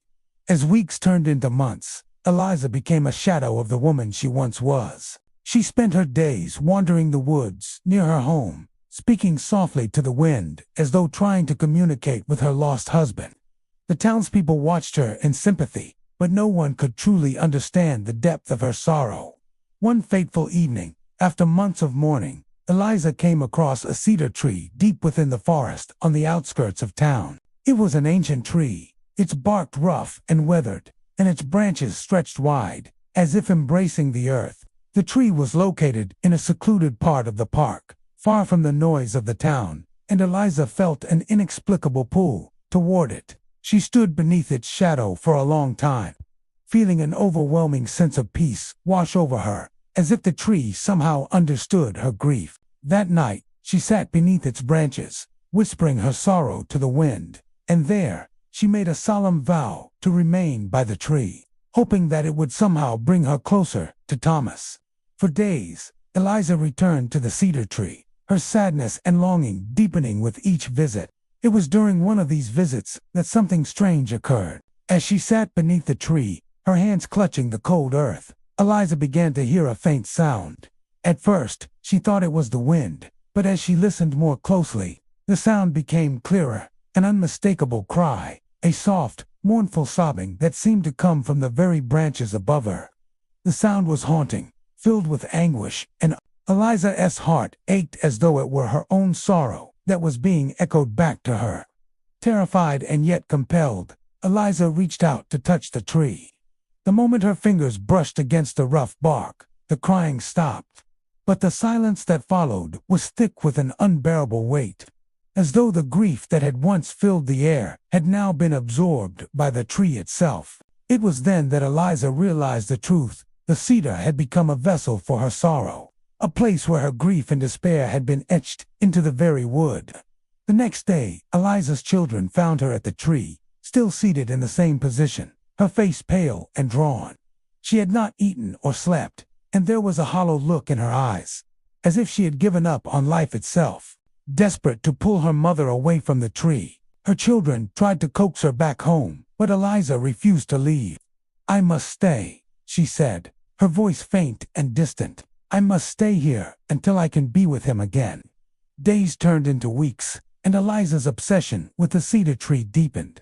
She continued to visit the tree every night, and the sobbing from its branches became a regular occurrence. It was said that on some nights, the crying could be heard throughout the entire park, soft but unmistakable, a sound that sent chills through anyone who heard it. Some believed that the sound was simply the wind rustling through the branches, but others claimed that it was the voice of Eliza, calling out for her lost husband, her spirit forever entwined with the tree. One fateful evening, after weeks of isolation, Eliza disappeared. Her children searched the woods, but there was no sign of her, and no one knew what had become of her. It wasn't until several days later that a local hunter found her lifeless body beneath the cedar tree, her face twisted in an expression of profound sorrow. It was said that she had died there, her body finally succumbing to the exhaustion of her grief, her spirit lingering in the place where she had once found solace. From that day forward, the tree was said to be haunted. The mournful cries continued to echo from its branches, sometimes faint, sometimes loud, as though the tree itself was weeping for the woman who had loved it so deeply. The sound was heard most often on nights when the wind was still, and many people avoided the park after dark, fearing the spirit of Eliza would call to them, begging them to share in her sorrow. In the small town of Laurel, Mississippi, a lone elm tree stands at the edge of a quiet, winding road. Its broad canopy stretches out over the path, casting long shadows on the asphalt as the sun begins to set. Locals are quick to share the unsettling tale of the phantom elm. The story surrounding the phantom elm begins many decades ago, when Laurel was a growing town with a tight-knit community. It was the late 1800s, and the road where the elm stands today was little more than a dirt path carved through the surrounding woods. On this road, a young man named Thomas lived in a small house just outside of town. Thomas was a farmer, hardworking, and dedicated to his land. He had a wife, Rachel, whom he loved dearly, and together they had built a life on the farm. Their small farm had become a symbol of their commitment to one another, and they were happy, despite the struggles they faced. One cold autumn evening, Thomas went into town to collect supplies. It was a routine trip he made often, and he expected to return home well before nightfall. However, the weather had other plans. A thick fog rolled in from the nearby river, swallowing up the road in an eerie mist. As the fog grew denser, Thomas found himself disoriented, unable to see more than a few feet in front of him. His horse struggled to navigate the winding path, its hooves slipping on the slick dirt. As the sun dipped below the horizon, the air grew colder, and the surrounding woods seemed to grow unnaturally silent. It wasn't long before Thomas came upon the edge of the woods, where the road curved around a bend. The towering elm tree stood in the clearing, its dark branches reaching into the thick fog like skeletal hands. As Thomas approached, he noticed something strange. A figure was standing beneath the tree, shrouded in the mist. At first, he thought it was a traveler, someone else caught in the fog. But as he drew closer, he realized the figure was not moving. Thomas slowed his horse, feeling a strange unease settle in his chest. He called out to the figure, but there was no response. The fog was so thick now that he could barely make out the details of the figure, but something about it seemed wrong. The figure was tall, wearing a long coat, and its face was hidden in shadow. It stood motionless beneath the elm, its presence casting an unnatural chill in the air. Suddenly, as if sensing Thomas's presence, the figure turned. But when Thomas looked closer, he saw that the figure's face was obscured, as though it were nothing more than a dark blur. His heart raced, and he urged his horse forward, calling out again. But the figure did not respond. Instead, it slowly began to move toward him, its steps deliberate and slow. Terrified, Thomas urged his horse to move faster, but as he did, the figure suddenly vanished, disappearing into the thick fog as if it had never been there at all. Thomas was left staring at the empty spot beneath the elm tree, his mind reeling. He looked around in confusion, but there was no sign of the mysterious figure, only the cold fog and the towering tree. His pulse quickened, and the chill in the air seemed to grow colder. With trembling hands, he guided his horse away from the tree and back down the road, his heart pounding in his chest. When Thomas finally made it home, he rushed inside, his mind racing with questions. Had he imagined what he saw? Was it simply the fog playing tricks on him? Or had something more sinister been at work that night? He didn't share the details with Rachel, not wanting to frighten her, but the memory of the figure beneath the elm tree haunted him. In the days that followed, Thomas found himself growing increasingly uneasy. Whenever he had to pass the tree, the fog seemed to cling to the road longer than usual, and the elm's shadow seemed to stretch farther than it should. He tried to ignore the growing sense of dread that followed him whenever he passed the tree, but it became impossible to shake. Over the years, other townspeople began to share similar stories. They, too, had seen the figure beneath the elm, standing motionless and waiting. Some claimed that the figure was the ghost of a traveler lost in the fog, while others said it was the spirit of someone who had died tragically. But no one could explain why it appeared or what it wanted. As time passed, the tree became a local legend, and drivers who passed by late at night would sometimes spot the figure beneath its branches. They would slow down, hoping for a better look, but as they approached, the figure would vanish, melting into the mist like a dream slipping away. The figure became known as the Phantom of the Elm, and it became an eerie fixture in the town's folklore. No one knew for sure who or what the figure was, but the stories continued to circulate, growing more vivid and terrifying with each telling. Some said it was the restless spirit of a traveler who had died along the road, while others believed it was the ghost of someone who had once lived in the town, still bound to the tree. The mystery of the Phantom Elm only deepened when an elderly man named Walter, who had lived in Laurel his entire life, came forward with a story of his own. Walter claimed that, as a young man, he had been the first to discover the figure beneath the tree, long before it became a legend. He, too, had seen the figure one foggy evening, standing motionless under the branches, its face hidden in shadow. When Walter tried to approach, the figure had vanished before his eyes, and he never spoke of it again. In the quiet town of Petal, Mississippi, there stands an old pine tree in the heart of a darkened forest. Its towering form rises above the undergrowth, its needles whispering in the wind, as if holding on to secrets that no one dares to speak aloud. The tree has been there for as long as anyone can remember, and yet it has become infamous for a reason far darker than its weathered bark or towering height. For generations, the locals have whispered about the tragic event that took place near the tree, an accident that forever tied the pine to the restless spirit of its victim. It is said that the spirit of the victim haunts the tree, still seeking justice for a death that was never truly resolved. The story behind the haunted pine begins in the summer of 1922. A young man named Thomas Caldwell lived in Petal at the time, a hard-working, kind-hearted soul with a future that seemed full of promise. He was well liked in the town and had a reputation as someone who could be relied upon, whether it was for lending a hand with a neighbor's work or helping out at the local mill. He had a simple but fulfilling life, and he had recently proposed to his sweetheart, Mary, with plans to marry in the fall.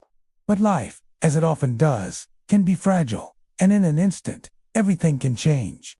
One fateful evening, Thomas was returning home after a long day of work. As he made his way through the forest, the sun had already dipped below the horizon, leaving the woods bathed in a dim twilight. The path he followed was narrow, winding through the trees, and although he knew it well, the shadows seemed to stretch unnaturally long that night. The wind howled through the branches above, and there was an eerie silence beneath. As Thomas walked, he heard something, a rustling sound, coming from deeper within the trees. It was odd, but he brushed it off, assuming it was some wild animal moving through the brush. But then, out of nowhere, a sudden crash startled him, followed by the sound of cracking branches. He turned to see a figure, a man stumbling out from the darkness, disoriented and confused. The man was running, but he wasn't making much progress. His steps were erratic, as if he was being pulled toward something he couldn't control. Before Thomas could react, the figure collided with the pine tree. There was a sickening thud as the man fell to the ground, and then silence. Thomas rushed to the spot, but by the time he reached the fallen man, he was already unconscious, his body twisted unnaturally. In a panic, Thomas tried to help, but he could not revive the stranger. The man was still breathing, but barely. His body was limp, and his eyes were wide with terror. It was clear that something was terribly wrong. And then, just as quickly as it had all started, the air around him seemed to change. The temperature dropped, and an overwhelming sense of dread filled the space. Thomas couldn't explain it, but he felt as though the forest itself had grown darker, more oppressive. Something was watching him. Suddenly, the man began to speak, though his words were fragmented, his voice weak. "I didn't mean it," the man muttered, his eyes flicking back and forth. "I didn't mean it. They made me do it." Thomas, now fully on edge, didn't know how to respond. The man's eyes were wide with fear, and his hands trembled as if he were trying to hold on to something that wasn't there. He could barely make sense of the words, but the sense of urgency in the man's tone was enough to make him realize that this was no ordinary accident. Before he could do anything else, the stranger's body went limp once again, and his breathing stopped. Thomas immediately checked for a pulse, but it was too late. The man was gone. In shock, Thomas stood there for what felt like an eternity, not knowing what to do. The eerie quiet of the forest surrounded him, and the haunting whispers of the wind through the pine needles seemed to echo the man's final words. "I didn't mean it. They made me do it." The words circled in Thomas's mind, but he could not make sense of them. Who was the man? What had happened? And why had he died in such a terrible way? With no answers and the forest growing darker still, Thomas managed to drag the man's body away from the tree and hurried to the nearest town for help. When they returned, the body had vanished along with any trace of the stranger. The pine tree remained, standing tall and silent, as though nothing had happened at all. No one could explain the sudden death of the stranger, and despite the best efforts of the local authorities, the cause of death remained a mystery. As the years went by, Thomas would often find himself walking past a pine tree, its towering branches swaying in the wind, casting long, shadowed shapes on the ground. He could never shake the feeling that something was wrong with that tree, as if it held a dark secret that was waiting to be uncovered. And though life moved on, and Thomas eventually married Mary, the memory of that night never faded. It wasn't long before strange things began happening in the forest. People who walked near the pine tree began to report odd occurrences, whispers on the wind, fleeting shadows moving in the corner of their eyes, and a deep sense of unease that followed them long after they had left the woods. Drivers passing the area at night would often see a figure standing beneath the pine tree, a man's silhouette just beyond the reach of the headlights. But when they stopped to investigate, the figure would vanish without a trace. It was as though the ghost of the stranger had become trapped in the forest, forever bound to the tree that had witnessed his tragic end. Locals soon began to refer to the tree as the haunted pine, and over time, the legend grew. Some believed that the man's death was no accident, that he had been murdered, and his spirit now sought justice for the wrongs that had been done to him. Others claimed that the tree itself had become cursed, carrying the anguish of the man's final moments within its bark. The story of the haunted pine became a staple of local lore, with some daring to visit the tree in the dead of night, hoping to catch a glimpse of the ghostly figure. But most preferred to stay far away, wary of the restless spirit that was said to roam the forest. In the quiet town of Madison, Mississippi, nestled in a secluded park, there stands a majestic oak tree that has long been the subject of local legend. This ancient oak, with its sprawling branches and thick, weathered trunk, is a centerpiece of the park, providing shade for visitors during the day and a calming presence in the evening hours. But when night falls, this tree takes on an entirely different persona, one that has sparked whispers among the townspeople for generations. The oak is said to cast a shadow that moves on its own, sometimes stretching unnaturally long, other times shrinking to nothing, as though it has a mind of its own. It is a phenomenon that has baffled many, frightened some, and intrigued others. But none can explain the true cause of the tree's eerie behavior. The tale of the shadow oak begins over a century ago, when the tree was just a sapling. Madison, back in those days, was a growing town, and the park where the oak now stands was a common gathering place for townsfolk. People would come to the park to socialize, enjoy the scenery, and escape the hustle and bustle of everyday life. It was a time when the supernatural was often spoken of in hushed tones, and mysterious events were more likely to be explained away as folklore or superstition. But one summer evening, something happened that would change the park forever. A young woman named Clara, who had recently moved to Madison, was walking through the park with her brother, Thomas. They were out for an evening stroll, enjoying the warm, fading light of the sun. As they walked past the oak tree, something strange caught Clara's attention. The shadow of the tree seemed to be moving, stretching out far beyond where the tree's actual branches reached. At first, she thought it was a trick of the light, perhaps caused by the setting sun. But as they continued on, the shadow grew longer, even as the light grew dimmer. It was as if the shadow had a life of its own, twisting and undulating, shifting in ways that no natural shadow should. Clara mentioned it to Thomas, who was equally perplexed. The two of them stood there for a moment, watching the strange occurrence. The longer they looked, the more unnerving it became.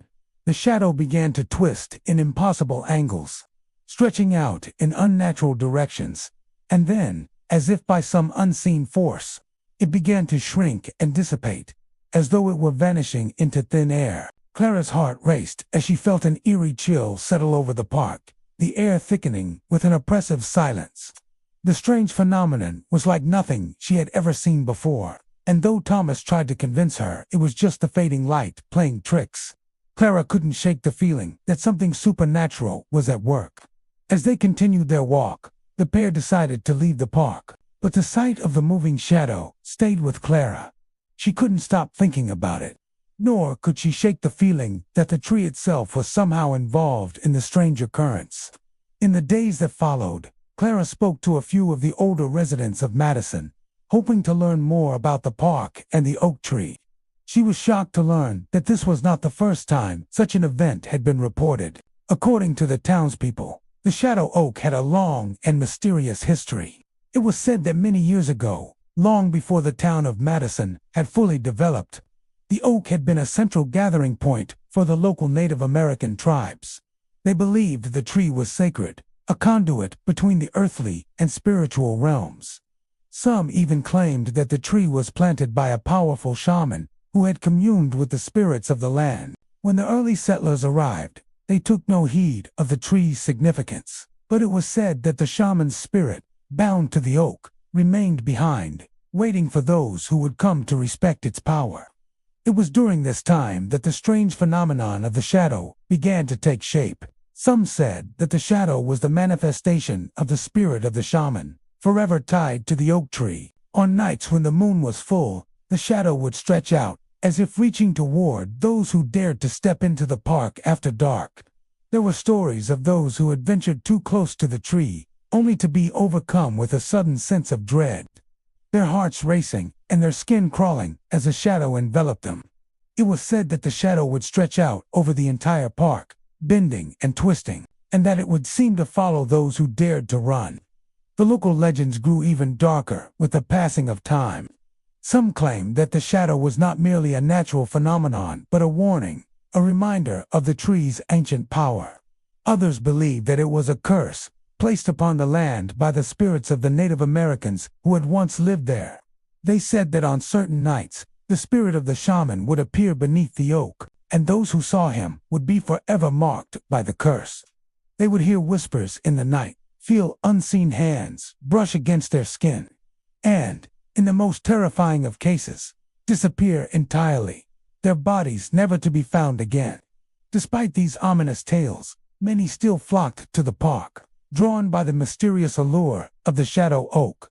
Some came out of curiosity, hoping to catch a glimpse of the moving shadow for themselves. Others, perhaps more daring, came with the hope of making contact with the spirit of the shaman, seeking wisdom or power from the ancient being.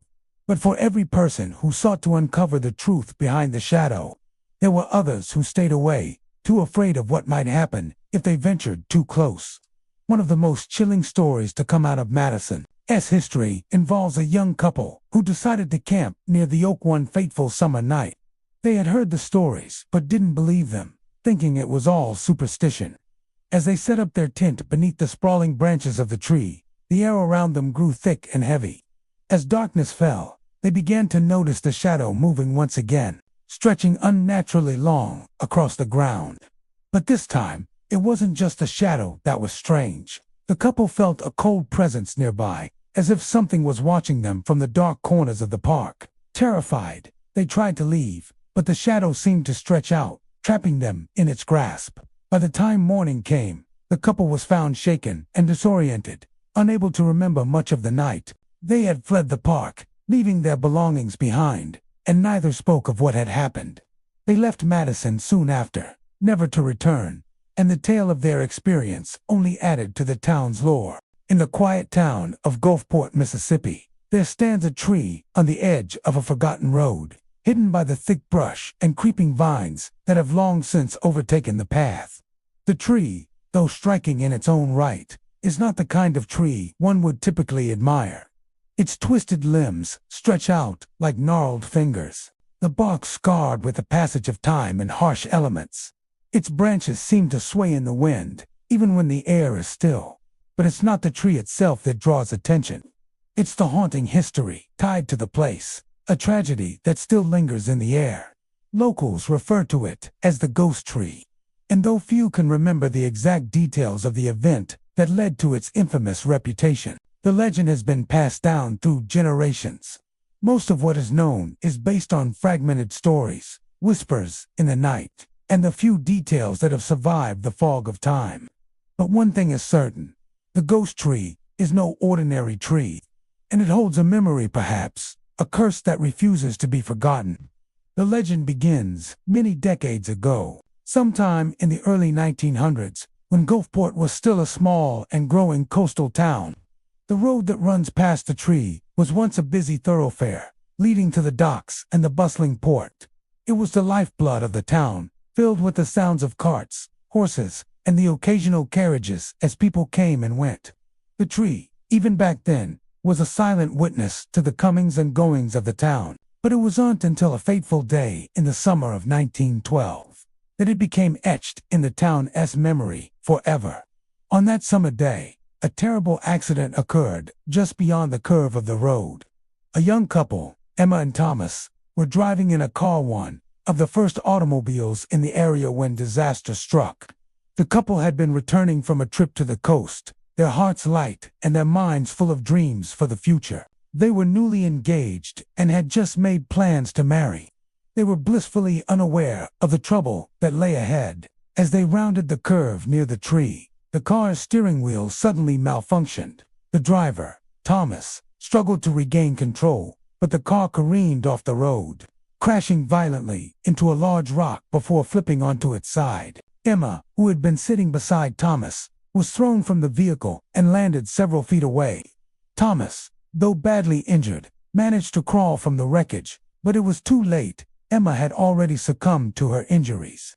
Her life was claimed in an instant, and Thomas, devastated by the loss, was left with nothing but regret and grief. The accident was the talk of the town for weeks. It wasn't just the tragic nature of the event that shook the people of Gulfport, but the sense of inexplicable loss that lingered. Emma and Thomas had been well liked in the community, their love story one that many had admired. But now, the life of one had been stolen away in the blink of an eye, and the other was left broken, his heart shattered by the pain of surviving such a traumatic ordeal. In the days following the crash, strange occurrences began to be reported near the site of the accident. Those who passed by the tree late at night reported hearing faint voices, soft and sorrowful, as though the very air around the tree was heavy with the unspoken pain of the tragedy. Some claimed they saw shadows moving among the branches, figures that seemed to flicker in and out of existence, as though they were trapped between worlds. And others spoke of a coldness, a chill that would sweep over them as they neared the tree, despite the warmth of the summer air. At first, people attributed these strange occurrences to the wind or the overactive imaginations of those who had heard the stories. But as more and more people came forward with similar accounts, the legend of the ghost tree began to take shape. It was in long before the tree became known as the place where the spirits of Emma and Thomas were said to linger, forever bound to the site of the accident, seeking peace for a tragedy that could never be undone. Over the years, the tree grew even more twisted and grotesque. Its once strong and straight trunk now seemed to be bending under the weight of the memories it carried, seemed to claw at the sky like skeletal hands. Locals began to avoid the area, not wanting to venture too close to the haunted spot. Some said that if you stood near the tree long enough, you could hear faint whispers calling out in the wind, whispers that carried the voices of Emma and Thomas, trapped in eternal sorrow. The stories continued, but there was one that stood out from the rest. A story that became the focal point of the town's folklore. A young man, a stranger passing through Gulfport, stopped at the site of the tree one evening. He had heard the tales, of course, but he wasn't one to believe in such things. As the sun began to set, he decided to take a walk along the road, and against the advice of the locals, he approached the ghost tree. What happened next would change his life forever. As he stood beneath the tree, the air around him seemed to grow heavier, thicker, as though the very atmosphere was absorbing the sorrow and regret that had built up over the years. He felt a sudden coldness creep over him, and his skin tingled with an uneasy sensation. It wasn't until he began to hear faint whispers that he realized something was wrong. At first, he thought it was the wind playing tricks, but the whispers grew louder, more distinct. They were pleading, mournful, filled with sorrow. He could hear a woman's voice, and then a man's voice, both full of anguish. The man tried to move, but his legs felt frozen, his feet rooted to the spot. The whispers grew louder still, and the man was struck by an overwhelming sense of despair, as though the very weight of the spirit's suffering had descended upon him. He looked up at the twisted branches of the tree, and for just a moment, he thought he saw two shadowy figures standing there, their forms flickering like flames. His heart raced in terror, but then, Just as suddenly as the presence appeared, it was gone. The whispers faded into the night, leaving him alone beneath the tree. He fled from the spot, shaken and terrified, and left Gulfport without looking back. He never spoke of what he had experienced, but those who knew him said he was never the same. The ghost tree had claimed another soul, not in death, but in the lingering grip of its sorrowful history. In the heart of Jackson, Mississippi, tucked away in a quiet, unassuming park, its bark rugged and worn with age, to the untrained eye, it might seem just like any other tree in a peaceful park. But to those who know the local legend, the sycamore is anything but ordinary. It is, in fact, the site of a mysterious disappearance that occurred many years ago, and the spirit of the missing person is said to haunt the tree to this very day. The story of the phantom sycamore begins back in the late 1940s, a time when Jackson was still a small city, with a pace of life much slower than today.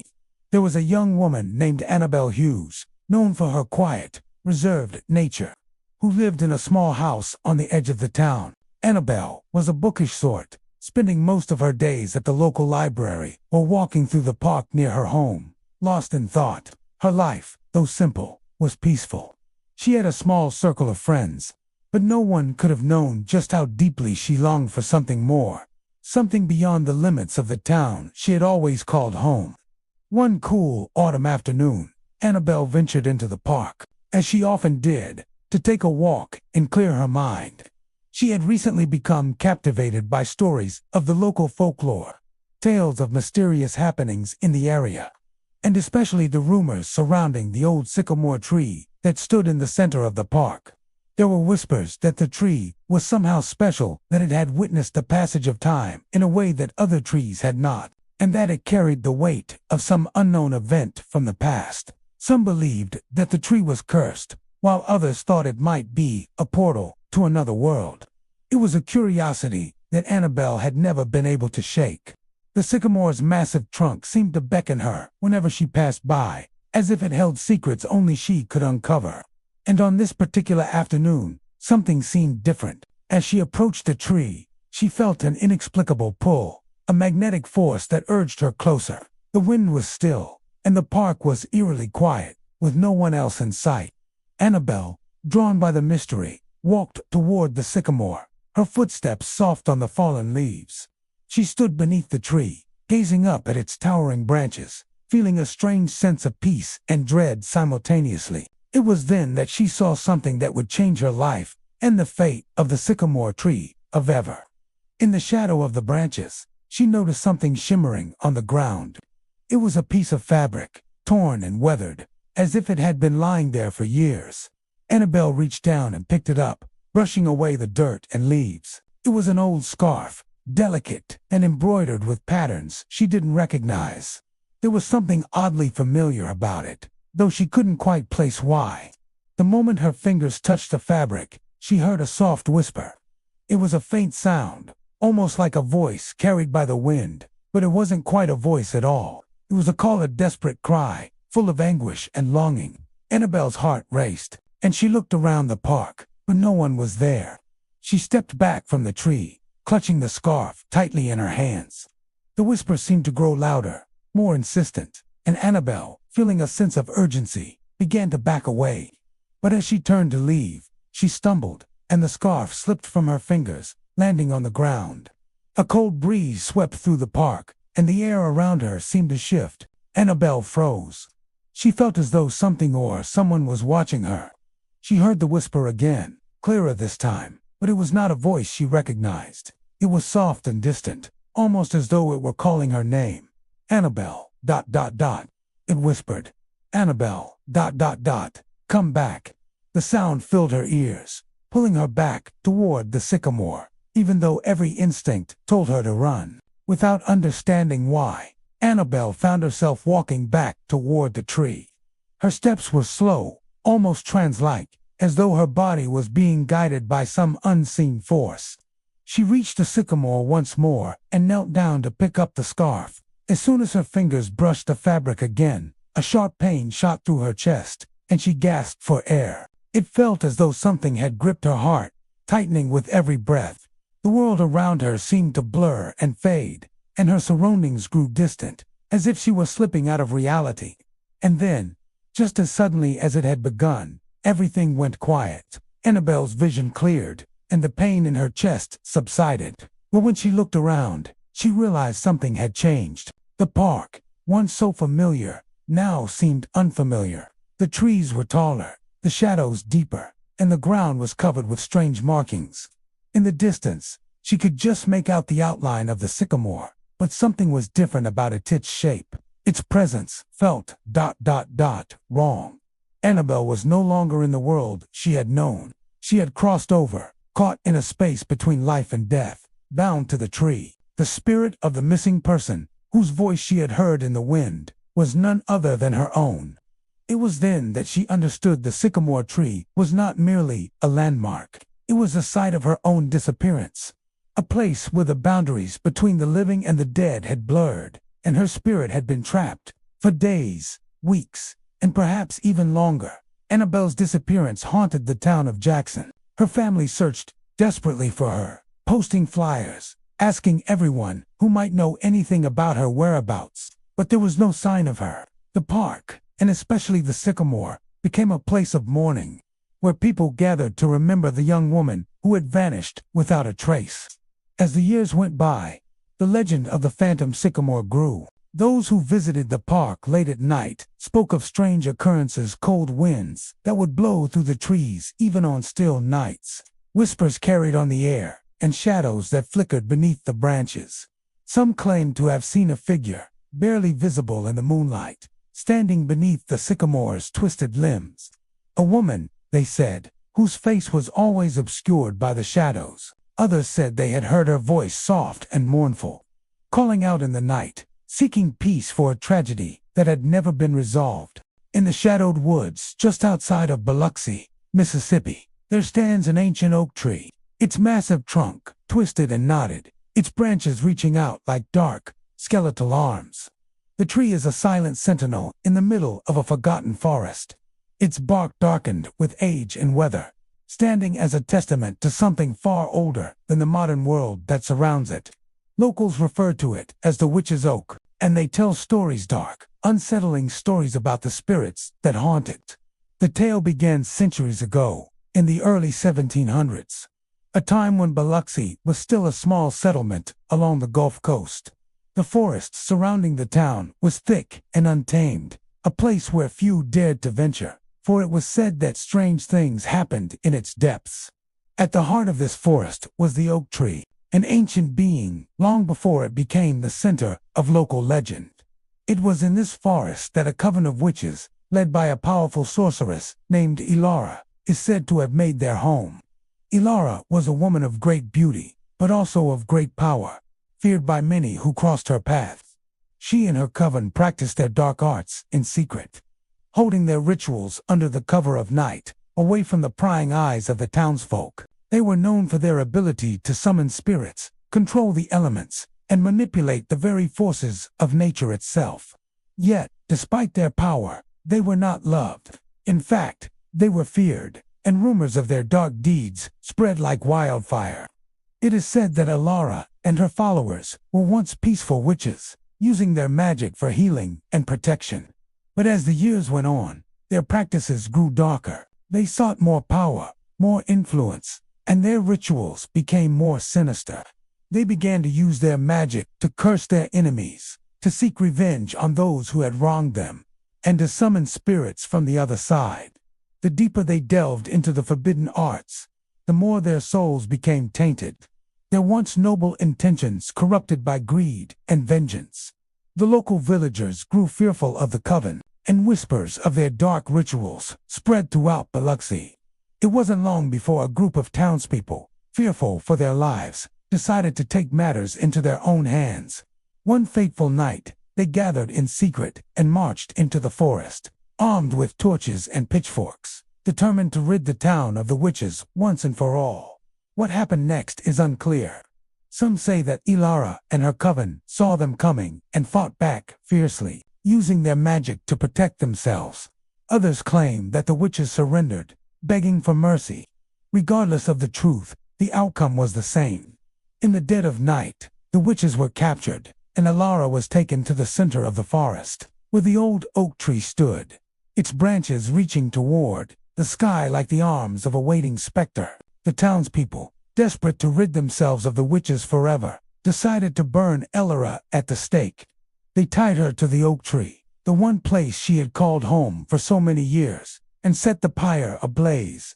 The fire crackled and roared, but Alara's eyes never left the tree.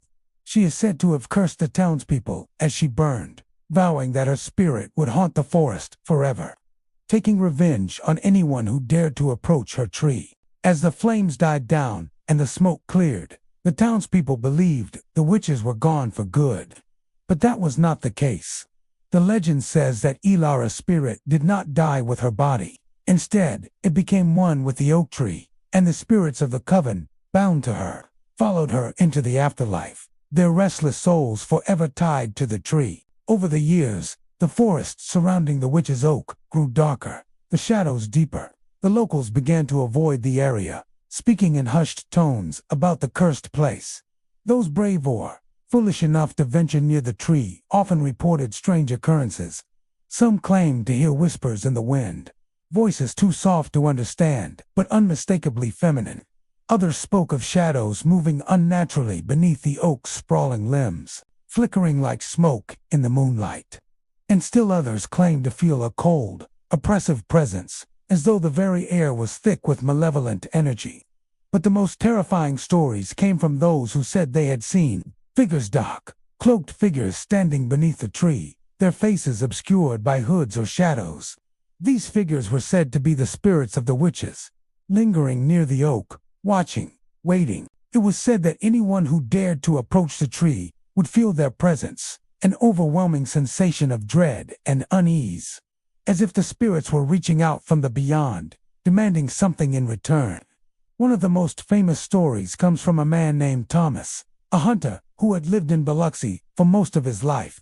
He had heard the tales of the witch's oak and had always been curious, dismissing them as nothing more than superstition. One evening, after a long day of hunting, Thomas decided to explore the forest and see for himself if the stories were true.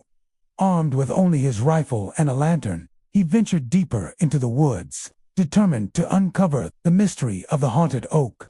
As he drew closer to the tree, the air grew colder, and the forest grew unnervingly silent. Thomas could feel the weight of the darkness around him, the oppressive energy that seemed to emanate from the tree itself. When he reached the oak, he stood beneath its massive branches, feeling both awed and terrified by its presence. It was then that he heard the whispers. At first, they were faint, carried on the wind, but soon they grew louder, clearer.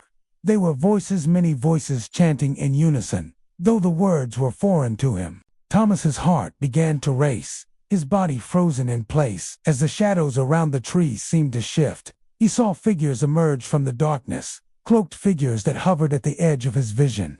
He couldn't see their faces, but he could feel their eyes upon him, cold and accusatory. In a panic, Thomas turned to leave, but the shadows seemed to follow him, creeping along the ground like tendrils of smoke. He ran through the forest, stumbling over roots and branches, his breath coming in ragged gasps. The whispers followed him, growing louder, until they filled his mind. "Leave this place," they seemed to say, "or suffer the curse of the witches."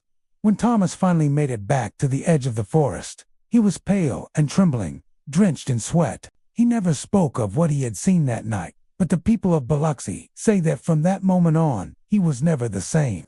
His once vibrant spirit was crushed, and he became a shadow of the man he had been. In the small, quiet town of Tupelo, Mississippi, there stands a maple tree that is as old as the land itself. It grows in the center of a forgotten cemetery, where time seems to have stood still. The headstones, cracked and weathered by years of neglect, are barely legible, and the path that once led visitors to the graveyard is now overgrown with wild grass. But amidst this forgotten place, the maple tree remains a solemn sentinel, its branches stretching wide like arms trying to shield the past from the present. Local legend speaks of a notorious figure whose spirit is said to haunt the tree, seeking revenge on anyone who dares to disturb his grave. The story begins more than a century ago, when Tupelo was a thriving town on the banks of the Tennessee-Bigby Waterway. The cemetery, at that time, was a place of reverence and respect. Families buried their loved ones in this peaceful plot of land, and the maple tree stood as a silent witness to the passage of generations. But all of that changed when a man named Elias Montgomery came to town. Elias was a figure whose name was spoken with a mix of awe and fear. He was a wealthy, influential man who had built his fortune through shady business dealings and manipulation. Known for his ruthless nature, Elias had no regard for the lives he ruined in his pursuit of wealth. He was a man who would stop at nothing to get what he wanted, and his ambition led him to make enemies wherever he went. But the true nature of Elias' power and influence came not just from his money, it came from the dark secrets he kept buried deep within himself. As the years passed, Elias grew more and more powerful, and his influence over the town of Tupelo became undeniable. People began to whisper that his success was not entirely due to his cunning and business acumen. There were rumors that he had dabbled in the occult, that he had made a pact with forces far beyond the natural world to secure his fortune. These rumors only fueled the fear that surrounded him, and many began to avoid him, sensing that there was something truly sinister about the man. But Elias's power wasn't enough to shield him from his own demons. In the early 1900s, tragedy struck. Elias's life was cut short under mysterious circumstances. His body found one stormy evening in the cemetery where the maple tree stood. Some said that he had been murdered by one of his many enemies, while others claimed that he had succumbed to the weight of his own guilt. Still, others whispered that Elias had met a more supernatural end, that the very dark forces he had once sought to control had turned on him in the end. No one could say for sure, but the mystery of his death only deepened the legend of the man, and the cemetery where he was buried became a place that few dared to visit. The townspeople quickly buried Elias Montgomery in the cemetery, though they did so with reluctance and fear. His grave was placed near the center, under the shadow of the towering maple tree. But it wasn't long before strange things began to happen.